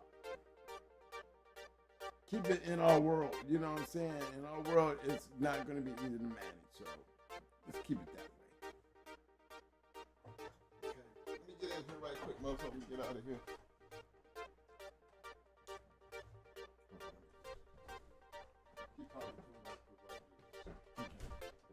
Yes, sir. So, hey, again, we did another night of we went over the Roy thing. We went over, you know, a lot of good things, you know, that we went through. Even when it came down to the conditioning, the pace. You know, as we go on through the conditioning part, fellas, hey, I want to answer the questions as you give them to me. You know what I'm saying? I'm never going to give you, you know, a half-ass answer. I'm going to give you the best answer that I can give you guys. So, you know, without me having to put it all out there on the line, I will give you what you need to know. I want you to start taking in so much you can't remember. But again, just before we get out of this thing, on this conditioning thing tonight, man, I didn't give y'all the number on how many times you're supposed to put your dog on the scale. I'm going to lead the show tonight with that question out there. So Tuesday when we come in, you know, you might even want to answer before you get off the show. You know, how many times during the keep should your dog be weighed? For those who know the answer, put it on the board. Let's see if you got it right. First one to do it, be the first one we catch on there, be the first one Mike gonna holler out. So we can go ahead and rock it. Get in there. Mm-hmm.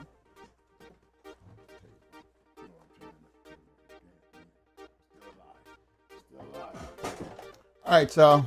I don't know what he gonna do about this hospital thing. You know, I should be the one encouraging him and shit to go take his ass over there, but no. I was the first one to say, man, look, man, it's the Super Bowl weekend, bruh. How you feeling? Man, I feel all right. Well, then look, we'll see if we can get by till Wednesday. Sooner or later, you're going to have to go up in there. So that's the sad part about it.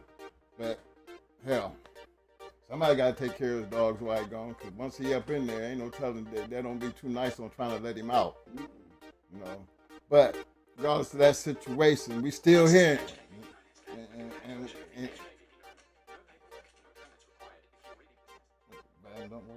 you know what I'm saying, y'all? Look, again, big shout out to all my people on the back street, all my people who hit them like buttons. Big shout out to the super chat. You know, look, fellas. Now, you know, we old as hell. But we still get out here and we're trying to show the love, right? You know, at the bottom of the screen, you know, is the Cash App. And then we have our super chats. Regardless of what you give, it's always going to be appreciated. I ain't never wanted to be out here doing the super chat and the other thing. I don't get into that because I feel like when people want to do that, they do it freely. I just need y'all to keep this one thing in mind. You know, when Mo go down, see, Mo's already in a situation he can't work like he used to work. You know what I'm saying? So, you know, good thing for the VA. They do what they can to take care of him. But again, you know, it's these times, and for me, where I be looking for other people to help out. You know, we got hats, we got t-shirts, and you know, we don't be pushing none of that. Because one of the things we do, we don't really think about the shows until Tuesdays and Fridays. Mondays, Wednesdays, Thursdays, Saturdays, and Sundays. You know, with Saturdays and Sundays, we just be trying to enjoy life. But through the week, we be trying to figure out how to make it in life. So, let me explain this to you. You two don't take care of us.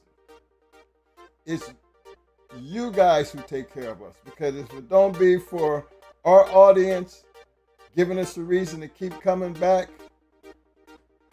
we wouldn't be back. So we want y'all to do what you've been doing. Keep supporting the channel. Keep showing up. Keep hitting the like buttons. Keep hitting the thumbs up. Keep hitting the muscles. Keep throwing out them roses. Because just that appreciation is enough to keep us coming back. And I just want y'all to know from the bottom of our hearts, your heart too, right? I'm speaking for both of us. I'm speaking for both of us. We really do appreciate any and everything that you do. So until then, you know, we done been over everything. I think I've made myself clear how I feel about the future when it comes down to these dogs. That's why I put the poll question out there. Because I like people to understand that where we coming from, being part of this fraternity, the old part of the fraternity, and look for the new part to be better. But then, even from our standpoint, we've lived long enough to know what better's supposed to look like.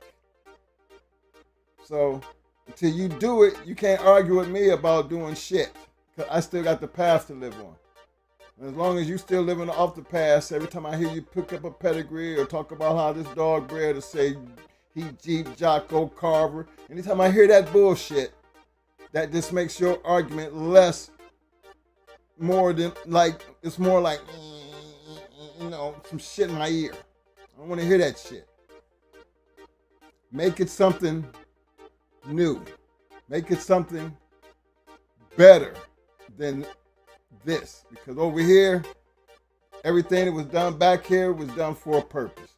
And it wasn't the purpose that y'all talk about moving forward. So I'm trying to help you get in the right direction. There ain't nothing you can argue with me about because I was a part of that era. This era got a whole lot of history. Y'all got a whole lot of future to work on to even think about creating a history. So watch your arguments. And be careful who you're arguing with. Because you got a long walk to walk to talk about change when it comes to this American Pit Bull Terrier. I'm just being honest with you. But until then, when you're part of this community, you better always, I mean, you better learn to always scratch the wind. You know what I'm saying? Look, act like y'all know what's going on, man. I see y'all Tuesday, man. You gonna be here Tuesday, right? Yeah, man. But Wednesday we gonna take care of that, right? Wednesday they give me 2 days to be in that hospital. Right. After that, I'm walking out. Yeah. I come get you. Mike, come get me. Till then, y'all stay safe. Dog of the night right here. Dog of the night right there. Yes, I got her. She's up there. My man in there. Champion Miss Popper. Dog of the night.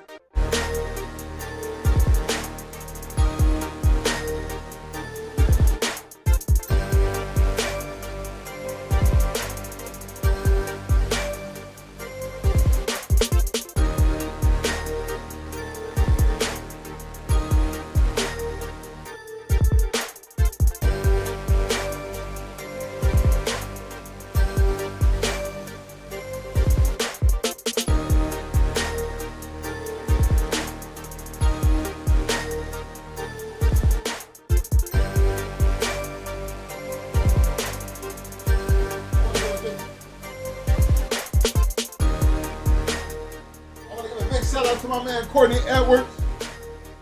And another big shout out to Bulldog Mute. We're going to get back to that, baby. I just seen that. Next time, remember, we're going to need a number, fam. We're going to need a number. The journey, when I pull them up, it take me to a place that I don't belong. But make sure when you pull up that dog, you had a number. We will address that Tuesday. Show up Tuesday. I promise you, fam, I will take care of that for you, fam. Courtney, on